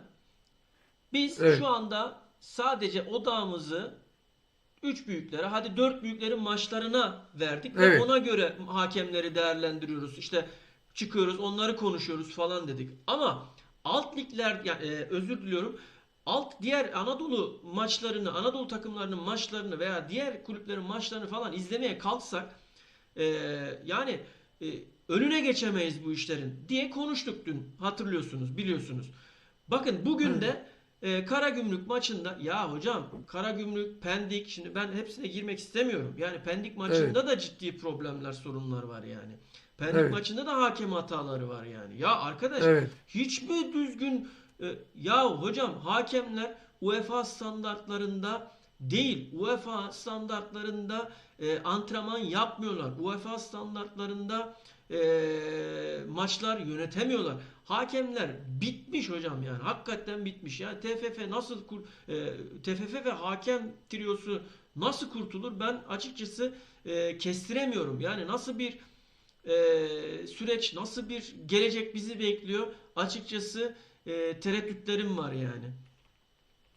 Evet. Yani dediğim gibi burada bugün bu hafta yani Kasımpaşa'ya karşı yapılan bir penaltı pozisyonu, Karagümrük'e karşı yapılan bir penaltı pozisyonu. Daha alt liglere gidecek olursak, daha alt liglere gidecek olursak, İbrahim Yattara'nın oynamış olduğu takımda bu hafta yine orada da bir kavga ortamı, bir Ya işte sıkıntı durumu hocam. söz konusu. Yani diyeceğimiz burada federasyonun çok büyük iş düşüyor.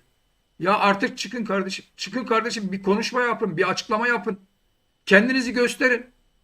Şeyin arkasına saklanmışsınız, duvarın arkasına saklanmışsınız. Perde arkasından izliyorsunuz ya. İnsanları yani sokağa dökmek için mi bekliyorsunuz ya? Yazık günah ya. Yapmayın artık yani. Yapmayın bunu. Yani yapılan açıklamaları ben burada okumamaya çalışıyorum yani. Ya bu kadar olmaz. Yani ben burada bir sıradan vatandaş olarak ben bunları görüyorsam siz nasıl görmezsiniz kardeşim ya? Nasıl bir açıklama yapmazsınız ya? Gerekiyorsa istifa et. Yani eğer çözülecekse istifa et. Ya bu kadar tepkiye rağmen çıkıp da ya istifa etmek de hocam bir şeydir ya. Erdemdir. Erdemdir yani. Evet. Hani ya kaldı ki senden başka bu kurumu yönetecek adam yok, kalmadı mı ya? Ya belli ki beceremiyorsun işte hemşerim, kardeşim yani. Beceremiyorsun yani. Olmuyor ya. Seninle bu iş olmuyor yani. Bırak git yani. Yani burada Bırak şöyle git. bir şey var. Yani Ya millet e, hocam bak şimdi, ya ne bak şiş yansın ne kebap yansın hesabı yaparsan elini yüzüne bulaştırırsın. Yani hocam onu bak idare etmeye çalışırsan, öbürkünü idare etmeye çalışırsan bu iş yürümez. Bırak hocam hakkaniyet neyse o devam etsin. hocam Karagümrük'ün atmış olduğu tweet'in karşılığı bir yerde ne biliyor musunuz? Yarın bir gün bu insanlar sokağa döküldüğünde TFF'nin kapısına, başkanın kapısına kadar dayanırlar ya. Sen ne diyorsun hocam ya? Evet. Evet. Yani ya Allah aşkına yani, ya belli ki artık ortam geriliyor, geriliyor, geriliyor, geriliyor. Ya biraz da hocam şöyle de bir durum olduğunu da düşünüyorum. Şimdi önümüzde yerel seçimler var. Yerel seçimlerde belediye seçimleri var. Belediye seçimlerine kadar herhalde bu işlere falan filan çok fazla odaklanılmış değil yani. Şu an tamamen konsantrasyon yerel seçimlere olmuş. Yani devletin veya sporun hiçbir kurumuna şu anda odaklanma yok yani. Hani bu konuya şey değil yani. E, hani partiler nezdinde söylüyorum yani. Evet. Hepsini Evet. söylüyorum. Hepsini söylüyorum yani. Hepsi şu anda yerel seçime konsantre olmuş durumda. Dolayısıyla hani freni patlamış kamyon gibi şu anda lig öyle gidiyor yani. Allah kime ne verirse, hangi hakem kime ne penaltı çalarsa, ya soran yok, eden yok, hakeme ceza veren yok.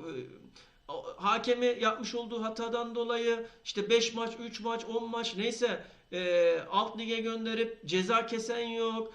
Yani bir bakıyorsun adam, tartışılan hakem haftaya yine başka bir maçta, önemli bir maçta, kritik bir maçta yine görev alıyor yani. Ya Allah aşkına düşün artık, şu Türk futbolunun yakasından kim varsa ya şu işlerden bir düşün de hepimiz rahat edelim ya. Bu nedir ya? Hocam Ben burada Yani ben burada bir şey belirtmek istiyorum bu arada. tabii Yani buyurun hocam. burada basın basına kadar bu televizyon programları yapan yayıncı kuruluşlara da çok büyük işler düşüyor. İnsanların sağduyulu olması konusunda program yapan, televizyonda canlı program yapan yorumcularımıza çok büyük işler düşüyor. Lütfen buradan rica ediyoruz.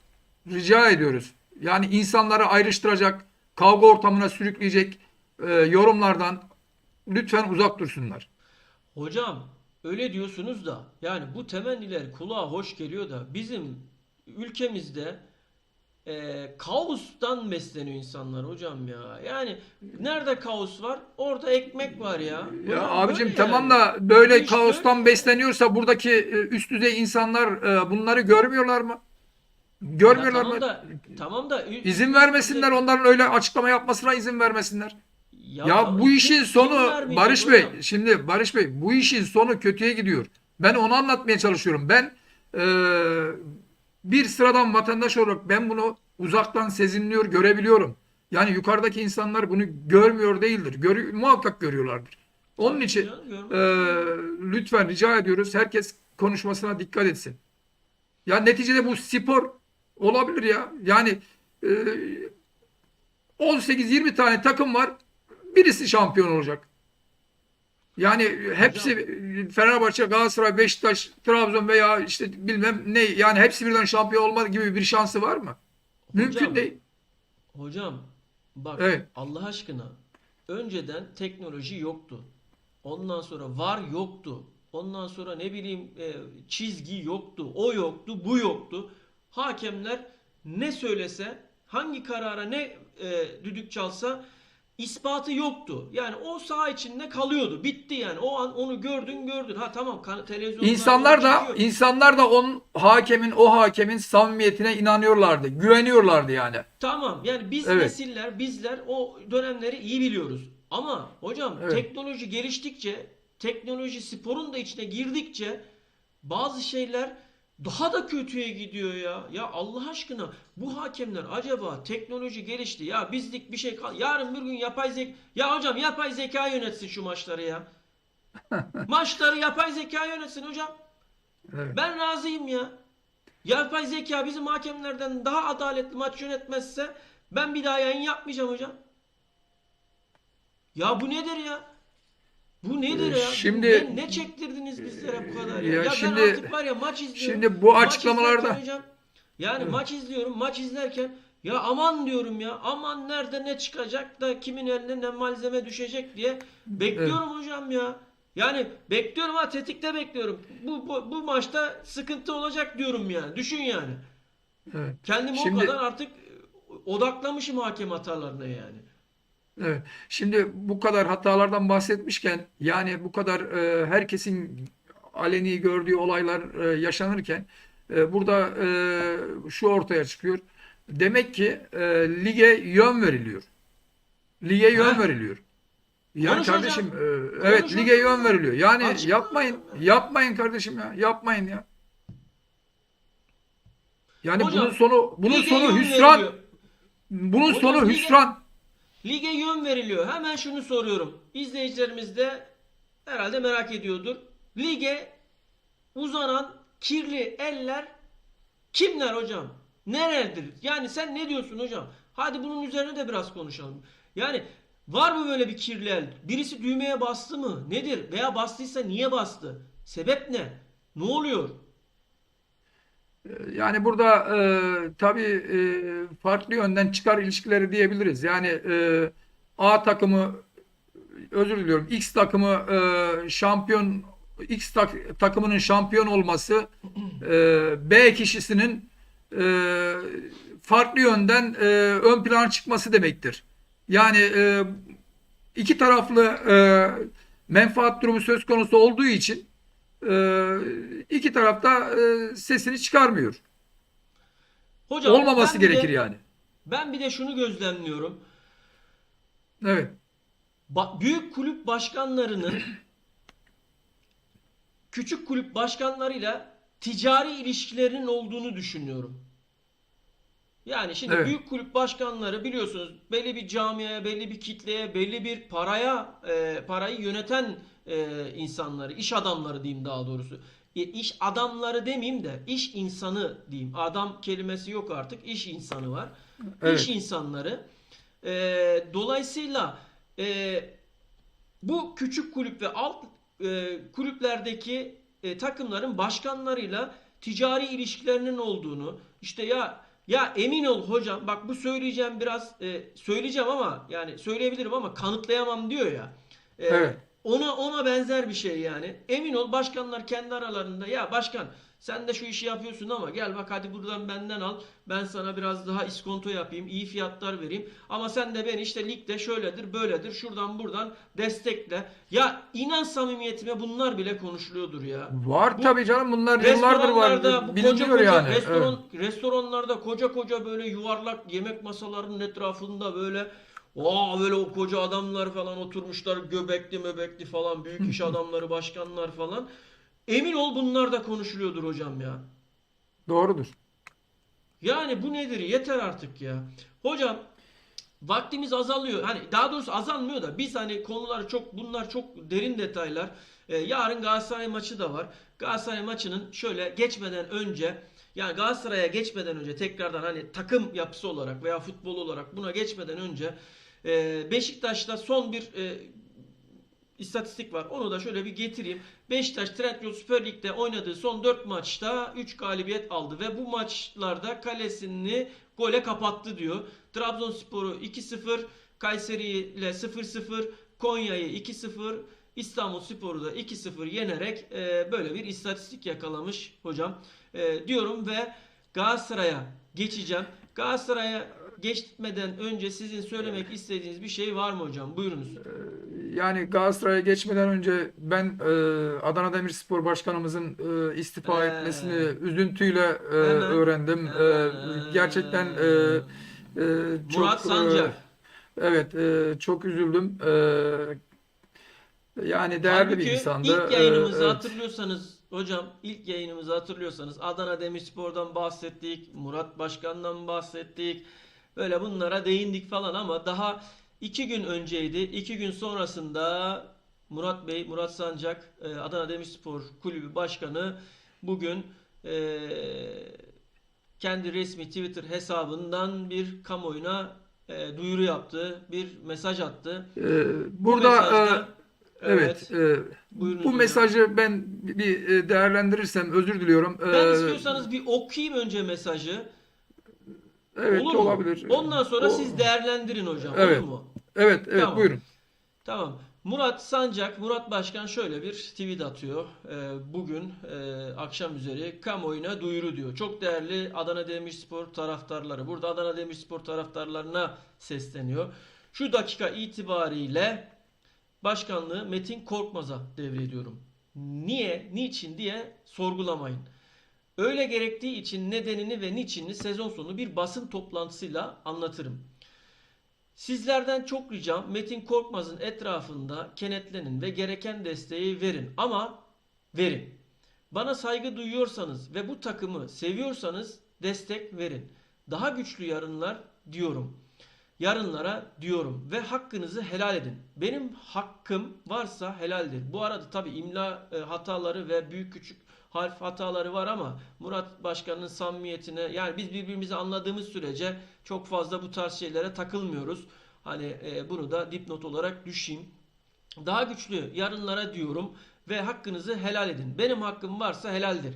Allah'a emanet olun. Bu takım ligde kalacaktır merak etmeyin.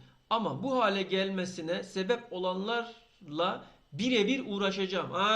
Dur şimdi hocam. Evet. Bak burayı size bırakıyorum. Burayı Evet, size evet. bırakıyorum. Yani ben şimdi bu açıklamayı okuyorum.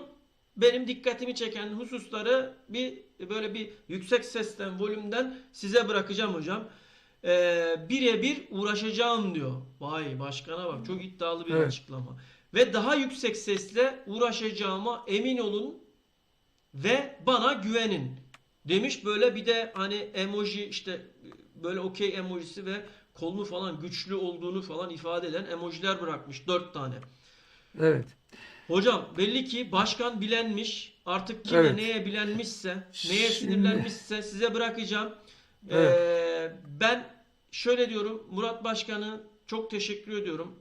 Ben de bir Adanalı olarak, e, yani Adanalı ve gönlümdeki birinci takımım, her ne kadar tabii yani büyük takımlardan birisini tutuyor olsam da gönlümdeki birinci takımım her zaman Adana Demirspor olarak kalacaktır. Veya Adana Spor. Yani biz Adanalıyız. Adana Demirspor ve Adana fark etmiyor bizim için. Murat Başkan'a bu zamana kadar bize göstermiş olduğu sevinçlerden dolayı, takımına vermiş olduğu katkılardan dolayı teşekkür ediyorum ve üzüntümü belirtiyorum. Ama başkan, hayat böyle. Evlilikte bile anlaşamadığın zaman insanlar ayrılıyorlar. Ee, Yıllarca evli kalıp da ayrılan birçok insan var.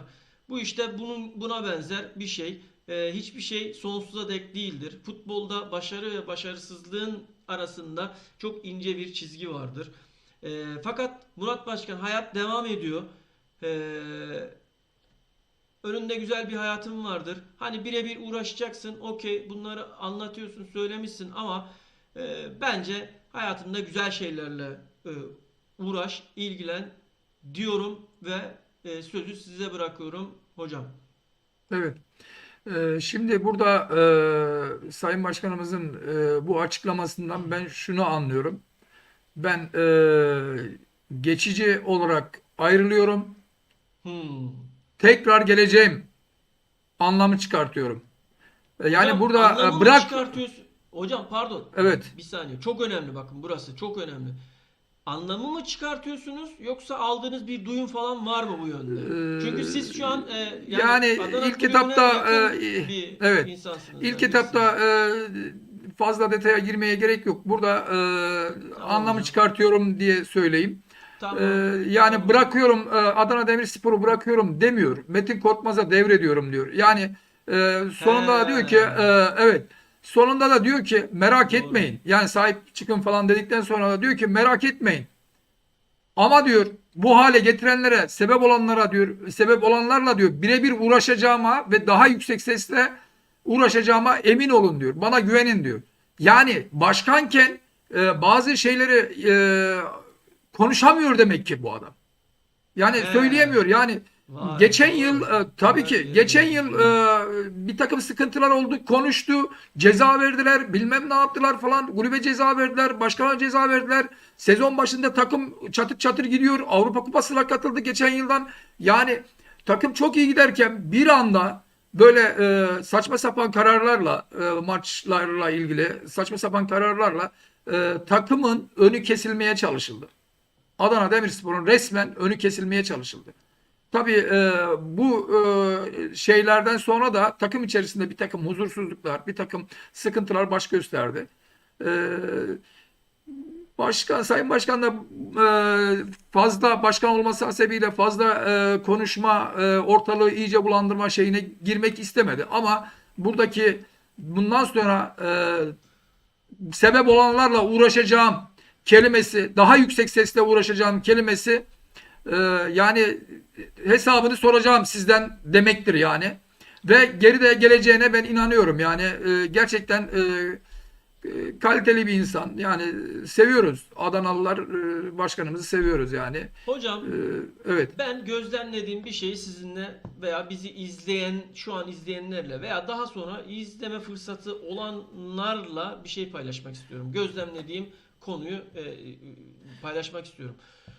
En son Ali Y.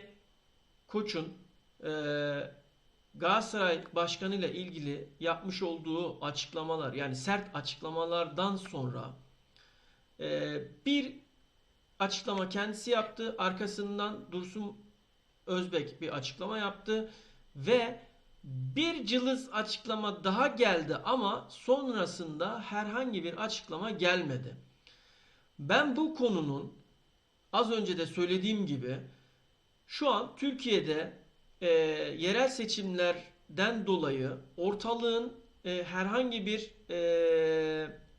kaosa girmemesi, insanların birbirleriyle didişmemesi, taraftarların sokak olaylarına mehal vermemesi için ben bütün başkanlara yani şöyle söyleyeyim, bütün isim neyse şey vermeyeyim de bütün başkanlara bir telefon gittiğini veya bir mektup gittiğini düşünüyorum. Bu mektupta da şöyle veya telefonda da şöyle bir ifade olduğunu düşünüyorum. Seçimler bitene kadar, yani yerel seçimler bitene kadar ortalığı karıştıracak. Yani ben tabiri caizse söylüyorum. Şimdi hani işin çok şeyine girmiyorum. Hani bizim anlayabileceğimiz bir dille ifade ediyorum. Seçimler bitene kadar hiç kimse konuşmasın. Sus ve seçim sonrasını bekle. Şimdi Murat Başkan'la ilgili de Murat Başkan'ın ne kadar yangınlı birisi olduğunu, yani öyle söyleyeyim, ateşli birisi olduğunu, takımını ne kadar çok destekler nitelikte maç sonları veya maç içlerinde hareketleri, maç sonu konuşmalarından çok iyi biliyoruz. Az önce sizin de değindiğiniz gibi sanırım Murat Başkan burada çok fazla başkan şeyiyle, edasıyla, resmi bir kurumu temsil eden bir başkan edasıyla ne takımını koruyabildiğini ne de herhangi bir açıklama yapabildiğini Evet. Evet. İstifa yapamadığını etmesinin görüyorum. en Ve büyük nedenlerinden birisi de istifa etmesini, evet. Devretmesinin, evet. devretmesini diyelim. Nedenlerden bir tanesini de ben buna bağlıyorum hocam. Evet. Yani benim böyle bir gözlemlemim, düşüncem, tecrübem benim açıkçası bu konularla ilgili bu yönde. Zaten fark ediyorsanız hiçbir başkandan o kadar çok olaylar, sorunlar, problemler olmasına rağmen en son işte Ali Koç, Dursun Özbek ve Ali Koç açıklamalarından sonra hiçbir başkanın açıklama yapmadığını veya yapamadığını veya yaptırılmadığını düşünüyorum. Murat Evet. Başkan da bundan dolayı Metin Korkmaz'a devrettiğini söylemiş. Metin Korkmaz'ı tanıyor musunuz hocam? Yok, pek tanımıyorum işin açıkçası. Evet. Anladım. Tamam. İnşallah Metin Bey de Metin Korkmaz da bu süreçte takımı mümkün olduğunca güzel yerlere getirir, idare eder diyoruz. Eklemek istediğiniz bir şey var mı hocam? Şimdi çok fazla yani şeye girmek istemiyorum. Hem zaman biraz ilerledi, zamanımız ilerledi, hem de bizim de biraz daha hani sakin, aklı selim davranıp bu şekilde yayınlar yapmamız gerektiğini düşünüyorum. Buyurun hocam, eklemek istediğiniz bir şey varsa ekleyin Galatasaray'a lütfen. Olmadı. Galatasaray'a evet, geçelim. Galatasaray'a geçmeden yine Galatasaray ilgilendiren iki konuya temas edeceğim. Birincisi kaleci Muslera'nın sözleşmesinin yenilenmesiyle Hemen ilgili hocam. konu var. Burada herhalde yönetim bir yıllık teklif etmiş, Muslera 2 yıl olsun istemiş falan. Buyurun Bununla hocam. ilgili bir sıkıntı olduğu söyleniyor. Ancak bunları yönetimin aşacağını, Muslera'nın da yıllardır Galatasaray'da oynadığı için gerekli fedakarlığı gösterip karşılıklı anlaşacaklarını ümit ediyorum. Ayrıca bir diğer konu, yıllarca Galatasaray'ın başında teknik direktörlük yapmış imparatorumuz Fatih Terim'in Hemen hocam buyurun. Yunanistan'da Panathinaikos'u finale çıkarması, kupa finaline çıkarması, penaltılarla da Son maçta olsa. yenilmesine rağmen hani Evet, penaltı, yenilmesine, evet. evet. Çok takdire şayan ve buradan alkışlıyoruz hocamızı. Yani imparator Türkiye'de, her yerde imparator diyorsunuz evet, hocam yani. Türkiye'de nasıl başarı elde ettiyse inanıyoruz, Yunanistan'da da buna benzer başarılar yakalayacaktır yani. Hocam Kendisini tebrik ediyor, başarılar diliyorum ayrıca. Evet. futbol dünyası Fatih Terim'e borçlu mu hocam? Tabii ki, tabii ki borçlu. Tabii ki borçlu. Evet. Yani tek tek anlatmaya sabah yetmez yani, gün yetmez yani. Evet, Peki. Fatih hocamıza da, imparatorumuza da, Adanalı hemşerimize de evet. buradan eee, kardeş topraklarda demeyeceğim. Evet. Yunanistan'da göstermiş olduğu üstün başarıdan dolayı kendisini tebrik ediyorum. Başarılarının her daim devamını diliyorum. Göğsümüzü kapartan nitelikte bir seri devam ettiriyor. Umarım lig sonunda da şampiyonluğu yakalar. Fakat Fatih Hoca'ya da buradan bir soru yöneltiyorum. Paralar nerede hocam? Bunu da açıkla. Hocam o paraların nerede olduğunu açıklaman gerekiyor. Kamuoyunu rahatlatman gerekiyor hocam. Böyle O, hani o konulara evet hocam Barış Bey, şimdi o şöyle konulara övüyoruz. girmeyelim. Yani biz futbol üzerine konuşalım Tamam. daha çok. Evet. Konuşalım. Evet. Bir Evet. şey bir şey demiyorum. Çok kısa, net, öz bir şey diyorum. Evet, övüyoruz. İmparatorumuz diyoruz. Şöyle diyoruz, böyle diyoruz ama hocam paralar nerede? Bunu da lütfen açıklar mısın diye bir soru bırakıyorum. Fatih Terim'e de cevap hakkı doğmuştur. Hocam eğer bir gün yayınımızı dinler veya kulağına bu yayın geçerse seni yayınımıza bağlamaktan mutluluk duyarız ve cevaben de cevaplarını da bekleriz hocam. Muslera ile ilgili kısaca ben de şöyle bir fikrimi söyleyeyim Sayın Hocam.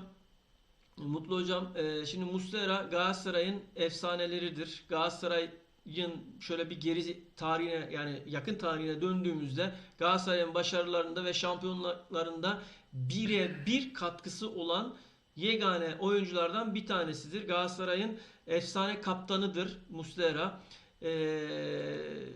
Gençliğini Galatasaray'a adamıştır. Galatasaray'da güzel bir hayat, İstanbul'da güzel, ailesiyle birlikte güzel bir hayat geçirmiştir ve Galatasaray göstermiş olduğu bu başarılardan dolayı da Galatasaray taraftarına kendisini hem kişiliğiyle hem oynamış olduğu futbolla, başarılarla Galatasaray taraftarına kendisini sevdirmiştir. Kanıtlamıştır camiaya da, spor anlamında söylüyorum bunu. Galatasaray'la anlaşmayacak bir yönetimin ciddi anlamda sıkıntı ve problemler yaşayabileceğini düşünüyorum. Eğer Galatasaray'a sözleşme teklif edilmezse, istediği rakamlar verilmezse ki zaten 2 yıllık bir sözleşme ve benim bildiğim ortalama 2-2,5 milyon civarında bir para istiyor. Helal hoş olsun Musleracığım. Kesinlikle hak ediyorsun. Sen bu takımın, Galatasaray takımının efsanesisin. Umarım böyle de kalırsın. Tüm Galatasaray camiasına veya Beşiktaş camiasında da olsa aynı şeyler. Yani bugün bir Cenk Tosun konuştuk hocam. Cenk Tosun da Evet. Beşiktaş'ın çocuğu. Yani yıllardır ve hocam Cenk Tosun Türk futbol tarihinde Sacha Boey'den sonra yani Sacha Boey transferi gerçekleşmeden öncesine kadar Türk futbol tarihinde En en yüksek yani. yüksek bonservis ücretiyle transfer olan bir oyuncu. Evet. Yani Beşiktaş'a güzel ve ciddi paralar kazandırıp giden ve tekrardan geri gelen, istediği başarıları yakalayamamış ama tekrardan geri gelmiş bir oyuncu. Yani başka bir takımı da tercih etmedi. Hani Burak Yılmaz gibi falan böyle baktığınızda başka takımlara falan da gitmedi. Ne yaptı? Tekrardan kendi camiasına döndü. Dolayısıyla bu tip kulüplerde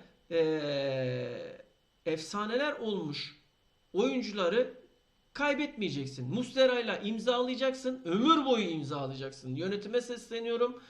Ömür Evet. boyu imzalayacaksın ve futbolu bıraktıktan sonra da Taferel gibi yine Galatasaray'ın efsane kalecilerinden birisi Taferel gibi alacaksın teknik heyete ve teknik heyetin Okan Hoca artık kim olursa o dönemde Okan Hoca ve özür dilerim Galatasaray teknik heyetinde kaleci antrenörü olarak futbolculara bir abi gibi davranarak takımı daha üst seviyelere getirmesi gerektiği yönünde fikir beyan ediyorum hocam Muslera konusunda.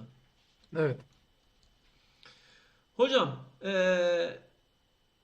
sizin eklemek istediğiniz bir şey var mı Muslera konusuyla ilgili? Ya ben bunu sadece Beşiktaş maçı öncesi yapılan işte sanki bir kriz varmış havasıyla yapılan bir haber gibi düşünüyorum. Yönetimin Galatasaray yönetimin de bunu gayet basit bir şekilde çözeceğini düşünüyorum yani. Hocam Metin Bey sağ olsun yine bir mesaj atmış. Şöyle demiş. Verilen para cezaları takımların önünü kesemeyince PFDK'yı takımların gözde futbolcularını bir iki maçta olsa oynatmamak için araç olarak kullanıyorlar demiş. Farklı bir bakış açısı, e, değişik bir perspektif, değişik bir yorum e, olabilir, Evet. olmayabilir de. Şu an açıkçası bir şey diyemiyorum Metin Bey'e. Devam etmiş. Bir zamanlar bu işler Fatih Terim'e bırakılmıştı. Oo, çok iddialı bir giriş olmuş ikinci mesajı. O bile tamamen gideremedi. Ancak nacizane düşüncem Metin Oktay ve Refter döneminden sonra kalite her alanda düştü. Hocam Metin Bey, yani tarih çok geriye döndünüz ya. Yani hakikaten hani Metin Oktay ve Refter döneminden sonra kalite çok düştü. Evet, yani hani haksızlık anlamında söylemiyorum. Haklısınız, Şu doğru an kalite söylüyorsunuz ama gerçekten düştü. Kabul ediyoruz da yani bundan hani o ya bir baktığımızda bir milli takımın göstermiş olduğu hani Fatih Terim'le yine milli takımın göstermiş olduğu o son dakika goller, işte penaltılar, bilmem neler, işte Avrupa Dünya Kupası var, o var, bu var. Bir UEFA Kupası var hocam. Yani şimdi bir Galatasaray'ın UEFA Kupası var, Süper Kupası var üstüne. Yani Barış kaliteler Bey, Metin Bey'in bir önceki buyurun. şeyini Buyurunuz. evet.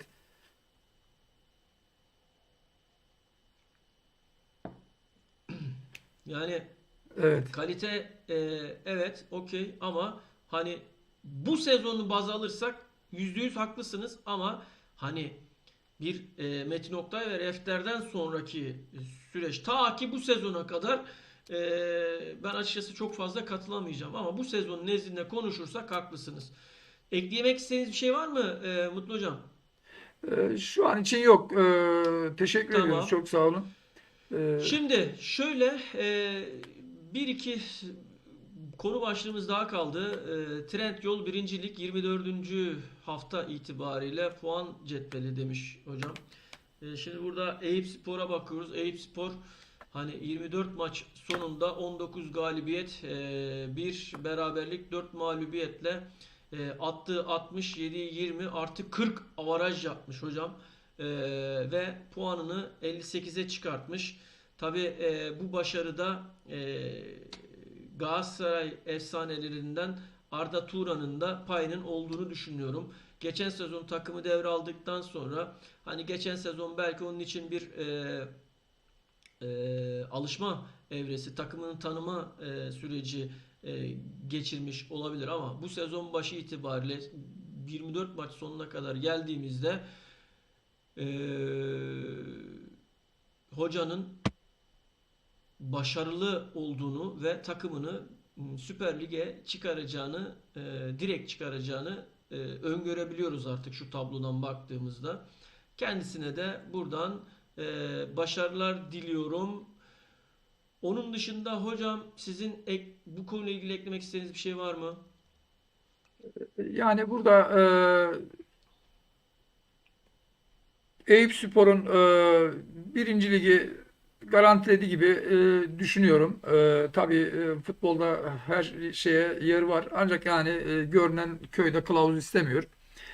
Ayrıca ikinci olarak e, ben aslında Kocaeli'yi şanslı görüyordum ama Kocaeli'nin son yaptığı maçlarda birkaç maçta istenilen Siz yakından performansı takip ediyorsunuz tabii hocam. tabii Yani birinci tabii ligi yakından takip aynen öyle. ediyorsunuz. Yani Kocaeli'nin Size ben bundan sonra hocam Anadolu Kaplanı diyeceğim hocam. Siz bir Anadolu estağfurullah Kaplanısınız. estağfurullah.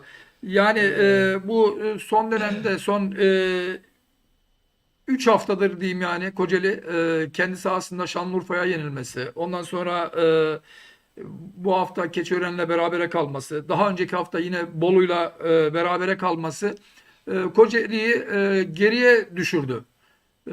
Haliyle tabii Göztepe de kendi açısından çıkış yakalayarak yani deplasmanda bir Adanaspor'u yenmesi falan zaten sürekli bir şey çıkış içerisindeydi. Ondan önceki hafta Manisa'yla berabere kaldı ama daha öncekilerde Bandırma'yı deplasmanda yendi. Bandırma ki şöyle playoff'lara oynayan bir takım yani orada iddialı bir konumdaki bir takımı deplasmanda yendi, galip geldi. Altay'ı kendi evinde yendi. Yani diyeceğim burada Göztepe Kocaeli'nin önüne geçti ve ikinciliği hak etti benim gözümde. Eyüpspor ve Göztepe büyük bir ihtimalle direkt çıkacaklar. Eyüpspor'un şampiyonluğunda. Kocaelispor playoff'un şeyi olacak, alternatif olacak diye düşünüyorum. Hocam dedikten sonra Eyüpspor bir üst lige çıkacak. Fakat şöyle şu tabloyu bir getirmek istiyorum ve bu tabloda çok kısaca değinmek istiyorum. Şu tabloya baktığımda hocam siz kaç tane İstanbul takımı görüyorsunuz hocam? Süper Lig'de mi söylüyorsunuz? Süper Lig'de hocam, Süper Lig'de.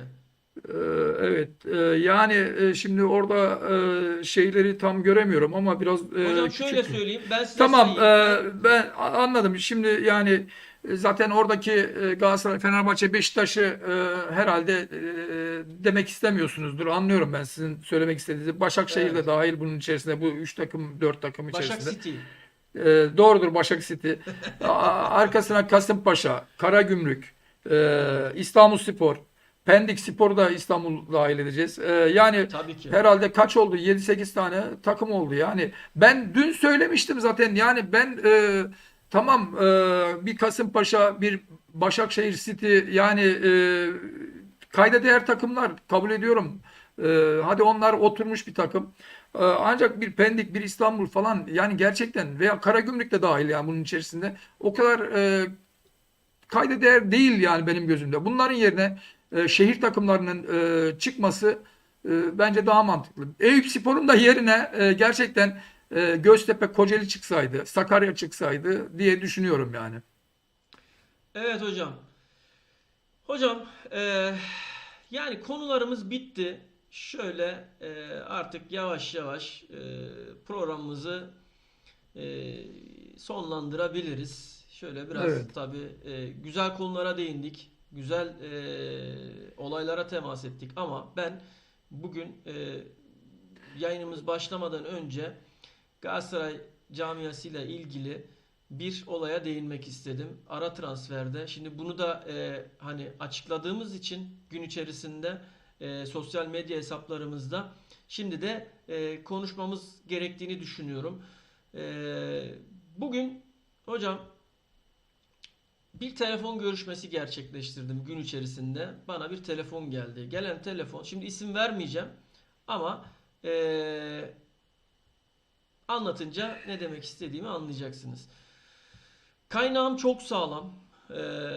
Yani Galatasaray camiasının içerisinden kaynağım çok sağlam bir yerden bir telefon görüşmesi gerçekleştirdim. Yani kaynağımın kaynağı diyeyim, öyle söyleyeyim. Yani tabiri caizse, ama olay net ve net gerçek ama ispat edemem. Yani şimdi olay Evet. gerçek ama ispat edemem. Evet. Öyle mi hocam? Yani şimdi bunu Evet. söylemek zorundayım yani. Hocam Galatasaray'ın ara transferde gecikmesinin ve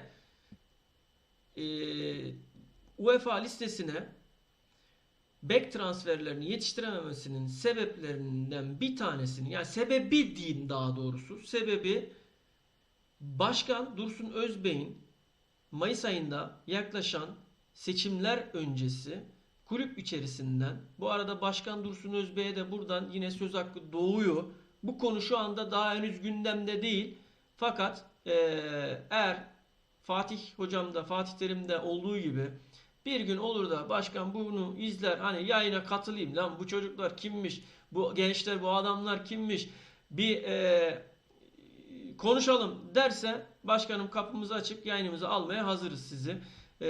Siz de konuyu aydınlatın. Bizim de bir yanlışımız varsa düzeltin. Doğrultun lütfen. Mayıs ayında yapılacak olan başkanlık seçimleri öncesi alacaklarını tahsil etmek istiyor. Nasıl oluyor bu olay? Şimdi Sacha Boey'den, şimdi Dursun Başkan'ın Galatasaray Kulübü'nden alacağı var. Bu bilinen bir gerçek. Sacha Boey transferi de nin de Bankalar Birliği ile olan özel anlaşmasından ötürü, yani anlaşmadan dolayı yapılan her transferin yarısını Bankalar Birliği'ne ödemek zorunda kulüpler. Bankalar Birliği ile anlaşan kulüpler. Şimdi geri kalan yarısını otomatik olarak tabii Bankalar Birliği'ne gidiyor ama geri kalan yarısını da büyük bir rakam bu yine. Yani 15'e falan tekerrür ediyor. Bir kısmını futbolcuların alacak maaşlarını yatırılıyor. Yani maaşları veriliyor. Hani neticede futbolcuların alacakları falan da var içeride. Para da geldi. Para akışı da var. Geri kalan kısmında başkan seçim öncesi tahsil etmek istiyor. Yani Galatasaray Kulübü'nden alıyor. Alıyor parayı hocam. Başkan parayı alıyor. Parasını alıyor yani. Hani bir kısmını diyeyim yani. Şimdi o net rakamlara falan girmiyorum. Bir kısmını alıyor. Fakat taraftar bakıyor ki takımın Sacha Boey gitti. Sağ tarafa bir bek ihtiyacı var. Sol beki zaten yok takımın. İki beke ihtiyacı var. Sol ve sağ bek olarak ihtiyacı var. Ha bugün ha yarın olacak falan derken takım taraftar artık ayyuka kalktı biliyorsunuz yani. Ya transfer nerede? Başkan veya kulüp ne oluyor? Hani neden transfer yapmıyorsunuz gibi böyle bir yavaş yavaş sesler büyümeye başladı. Sesler yükselmeye başladı.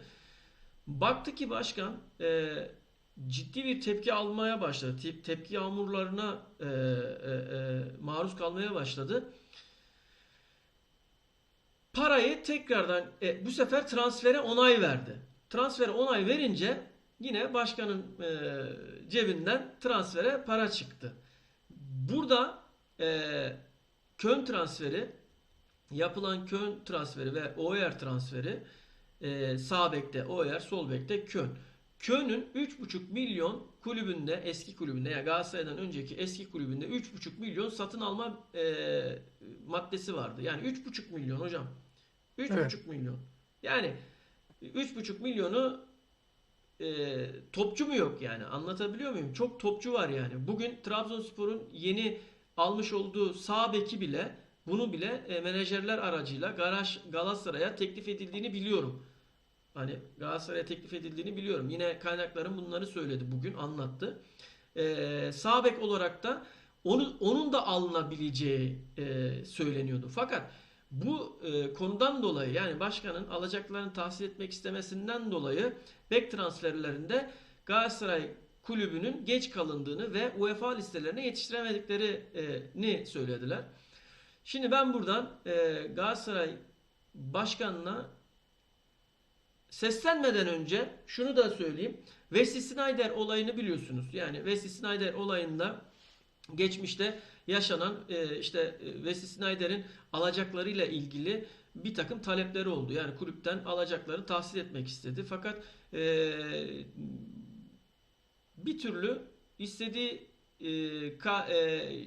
Görüşmeyi yapamadı. Görüşmeyi yapamadı. Dolayısıyla Wesley Sneijder bavulunu topladı artık gidecek. Gitme noktasında falan. Başkana bir telefon kulüp yöneticilerinin yönetiminden artık arka planda bir başkana telefon açılıyor. Ya başkan telefonu açıyorlar şimdi. Ya başkan Wesley Sneijder Gidiyor. başkanım gidiyor. Haberin olsun ha. Yani adam valinin bavulunu her şeyini topladı. Adam gidiyor.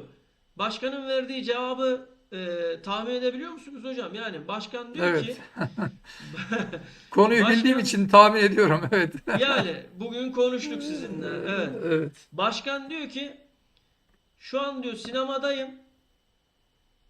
Bak hocam Wesley Sneijder ya bu. Şu an diyor karşıdaki telefonundakine diyor ki şu an diyor sinemadayım. Sinemadan sonra telefonlaşırız diyor. Ben sizi ararım diyor. Yani sinemada filmin bitmesini bekleyeceksin de bilmem neydi. O arada adam gidiyor yani.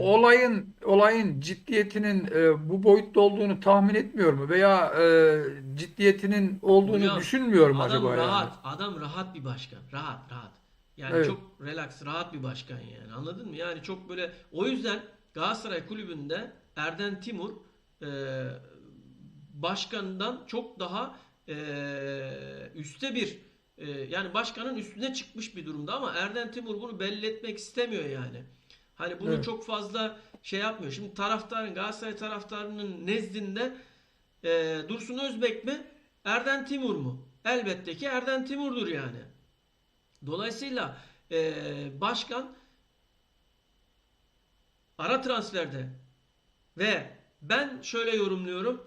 Galatasaray'ın UEFA'dan elenmesinde Wesley Sneijder'in Galatasaray kulübünden ayrılmasına, bütün bunlara sebep olan Dursun Özbek'tir diyorum. Ve kendisini de yine söylüyorum. Sayın Dursun Özbek, Sayın Başkan, eğer olur da hani şu an yok tabii de yani eğer bir gün bu yayınımız karşınıza çıkarsa, yayınımızı dinlerseniz veya birileri size bunu iletirse cevap hakkınız var. Buyurun yayınımıza katılın. Olayın iç yüzünü anlatın ki bütün Galatasaray camiası taraftarı konunun gerçek yüzünü bilsin. Bizim de bir eksiğimiz, yanlışımız veya bir şeyimiz varsa, hatamız varsa bilelim. Biz de kamuoyundan özür dileyelim. Biz de hatamızın farkında olaraktan sizi destekleyelim diyorum. Sizin bir şeyiniz var mı hocam? Yani böyle şu an bu konu hiç Yani gün yüzünde değil, anlatılmadı. Ha ileride belki patlayabilir. şimdi Belki böyle ufak ufak böyle cılız cılız söylemler çıkabilir. Ama bu konu ilk kez şu anda yani gündeme şimdi geldi. Sayın Bilginiz olsun. Yani evet hocam Barış Bey. çok özür diliyorum. Bakın bu olay e, İnanın bütün samimiyetimle söylüyorum. Şu anda Galatasaray camiasında veya Türk futbol camiasının içerisinde hiç konuşulmayan çok özel bir bilgi yani. Bu Evet. bilginin ilk kez burada yayınımızda seninle birlikte Şimdi açıkladım. evet. O yüzden bilginizde olsun diyorum. Evet. Şimdi Barış Bey burada başkana yani şu şampiyonluk yolunda bu gibi şeylerin açıklanması veya yani olmasa iyi olurdu. Yani Galatasaray açısından diyorum. Yani sizler için bir sıkıntı yok. Galatasaray açısından olmasa iyi olurdu.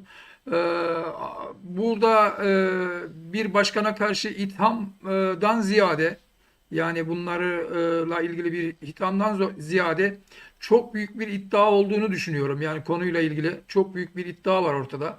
Yani hem Schneider'in Türkiye'den ayrılmasına sebep hem UEFA'dan elenmesi, daha doğrusu defans oyuncularının transferinin gerçekleşmemesi, bu para konusuyla ilgili gerçekleşmemesi ve Hocam akabinde Derek UEFA'dan Jones'un 1,5 elenmesi. milyon serbest Evet, kalma maddesi var ve sen bu oyuncuyu almıyorsun. Yani bu oyuncunun bak evet, ligde kattığı, son maçta kattığı katkıyı gördünüz hocam yani. Ve evet, takımın ciddi anlamda buna ihtiyacı vardı ve sen takımın yani bunu geciktirdin yani. UEFA'ya bunu aynen. listesine verdirmedin yani. İşte bunlar büyük bir iddia. Yani sadece konu parasal mı? Yani bu transferle ilgili e, bilemiyoruz. Ancak yani büyük bir iddia var ortada. Ancak tabii bunu ancak Sayın Başkan'ın açıklamasıyla anlayabiliriz. Yani sonuçta kendisi yaşamış bir konu. Schneider konusunda eğer ki gerçekten sinemadaysa cevap vermediyse çok duyarsızlığını gösteriyor veya yani duyarsız da demek istemiyorum ama konuya alakasız kalmış yani. Hocam, Hoş hocam değil yani. Sen sinemada koskoca bir kulübün Türkiye'de kayda değer bir kulübün başkanlığını yaparken yani gidip de bu konulara atılmaması gerçekten üzülerek söylüyorum yani yanlış bir konu yani. Evet. yani sinemada hangi film izliyorsun da Sayın Başkan hangi filmi izliyorsun da ya diyorsun ki yani kulüp senin ya bu kulüp senin evin ya bu camia var ya sen bir camianın başkanısın. Kalkıyorsun diyorsun ki filmden sonra ya kalk film ne filmi ya bırak filmi milmi tutun yakasından beklesin beni de ya. Yani evet. Tesislerden Asıl film dışarıda oynanıyor. asıl film orada. Evet. İzleyeceksen orada film izle başkan. Tutun Evet. yakasından, dışarı çıkmasına müsaade etmeyin ben gelene kadar diyeceksin. İşi tatlıya bağlayacaksın. Yani kontrolü eline alacaksın. Ha, tatlıya bağlanmaz ayrı bir mesele. Ama Evet, bunlar çok büyük kontrol iddialar. altına Yani alacaksın. çok büyük iddialar. İnşallah Galatasaray'a herhangi bir sıkıntı yaşatmaz. Ben burada sadece yarınki maçla ilgili bir şey değinmek istiyorum. Buyurun. Fenerbahçe'nin Kasımpaşa karşısındaki galibiyeti den sonra yani penaltı pozisyonuyla ilgili diyeyim, yani galibiyetinden sonra Galatasaray'ın Antalya karşısındaki yapacağı maçın önemi bir kat daha arttı. Şimdi bütün gözler o maçta olacak. Hakemde. Tabii hakem de olacak. Yani herkes artık orada her şeyde bir şey aranacak. Yani şimdi yine Yapılan başa basın dönmüş gibi olacağız açıklaması. ama yine Evet, başa evet. dönmüş gibi olacağız ama öneminin bir kat daha arttığını düşünüyorum. İnşallah sıkıntısız seyre değer güzel bir maç olur. Her iki takım Umarım. dostane bir şekilde bu müsabakayı da sonlandırırlar. Evet. Hocam yayınımızı yavaş yavaş toparlayalım. 2 saat olmuş hocam ya. Nasıl da akmış yayın maşallah ya. Evet. Hakikaten var Ee, ya. Dolu dolu. Yayın öncesi biz de dedik kısa tutalım. Bugün pazar. Olmuyor Ama ki hocam. evet, Bir türlü aynen öyle. olmuyor. Yani şimdi seninle muhabbet, sohbet etmek de güzel. Keyif alıyorum açıkçası. Sağ olun. Her Teşekkürler. şeyi Bizler de öyle. konuşuyoruz burada. Yani umarım izleyicilerimize de Şimdi şeyi güzel, keyifli düşünemiyorum. Yani dakikalar Barış Bey, geçirmişizdir. evet, ilerleyen süreçte şimdi konuklar alacağız.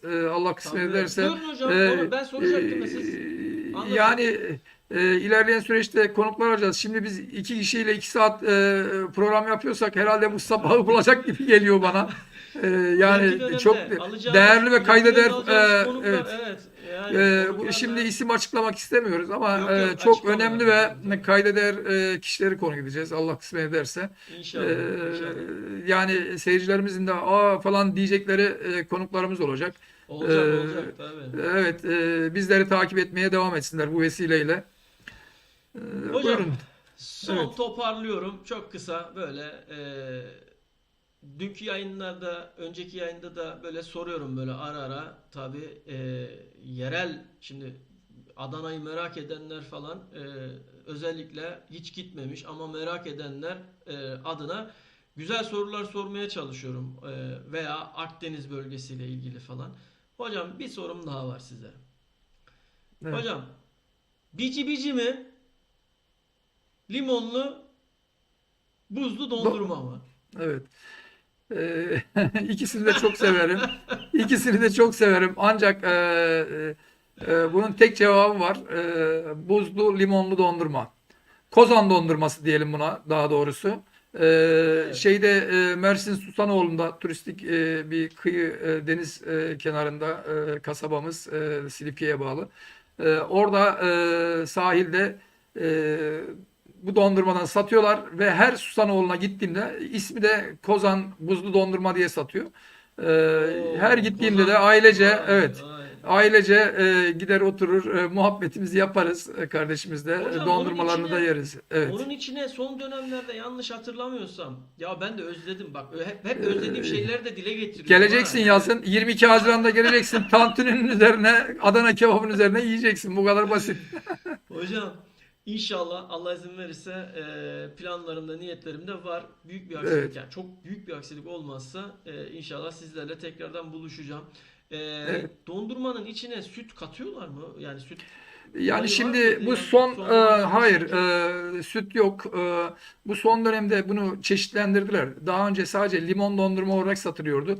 Limonun tabii yıkandıktan sonraki haliyle rendeden geçirip o dış kabuğunun rendesi ve taze yapraklarından, dalların uç yapraklarından avucumuza alıp böyle biraz ovaraktan içine koyulması ve ona dondurmaya ayrı bir aroma vermesi, o limonun rendelenmiş kısımlarından yine yerken ağzına e, ayrı bir lezzet, ayrı bir tat gelmesi, mayoş bir tat gelmesi onu cazip hale getiriyor.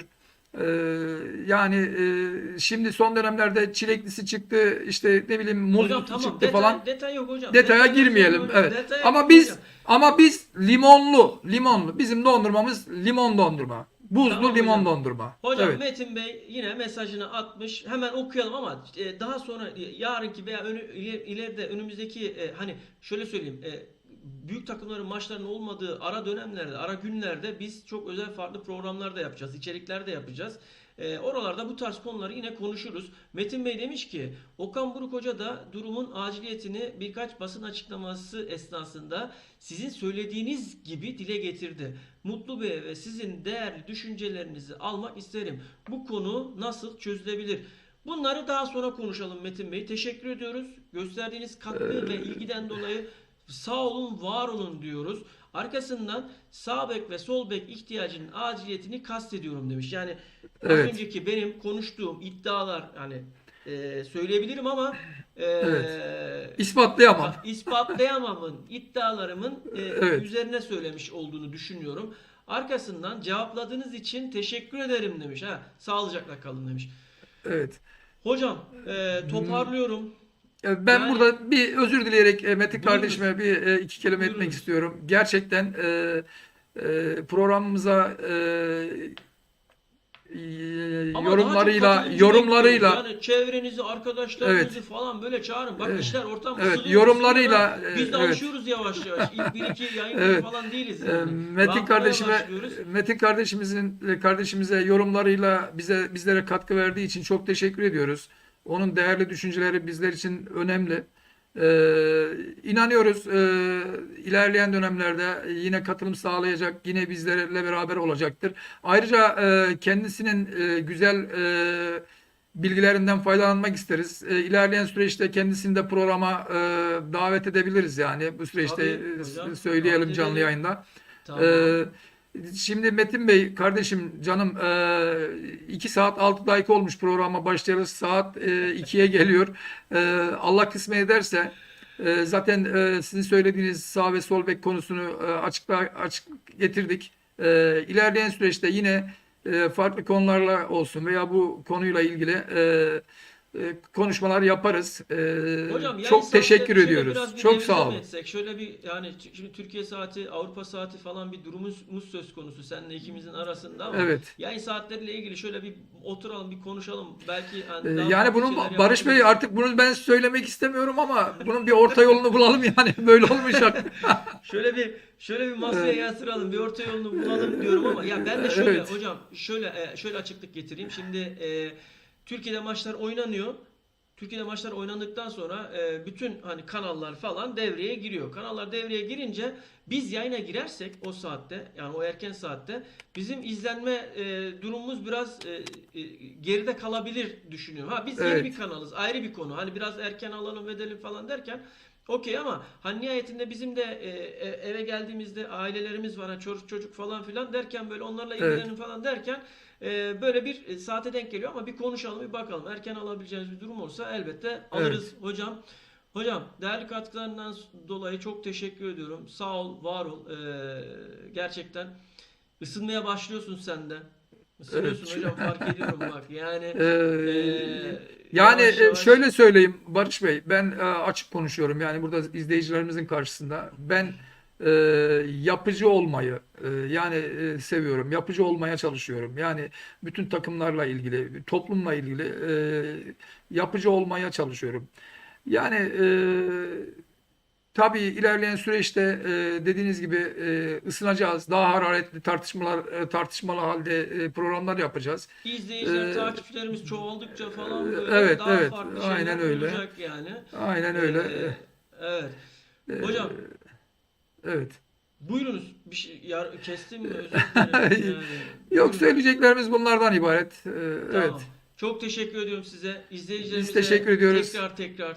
tekrardan gerçekten çok sağ olun. Çevrenize, etrafınıza yayabildiğiniz kadar yayın. Çok güzel içerikler çıkacak. Bizler de motive Evet. olalım. Daha da olaya heyecan katalım istiyoruz. Doğru bilgilerle, doğru kaynaklarla sizlere Evet. aktaralım istiyoruz. Sağ olun, var olun. Hocam size de iyi akşamlar diliyorum. Hepinize Ben kucak dolusu ben de teşekkür ediyorum. sevgiler ve saygılar sunuyorum. Sağ olun. İzleyicilerimize bizleri Allah'a bu emanet saate olun. kadar takip ettikleri için çok teşekkür ediyorum. Ayrıca sizlere de yayınınızdan dolayı, güzel görüşlerinizden dolayı, bilgilendirmelerinizden dolayı çok çok teşekkür ediyorum. Diğer yayınlarda buluşmak üzere. Herkese iyi geceler diyorum. İyi Saygılar, geceler. selamlar.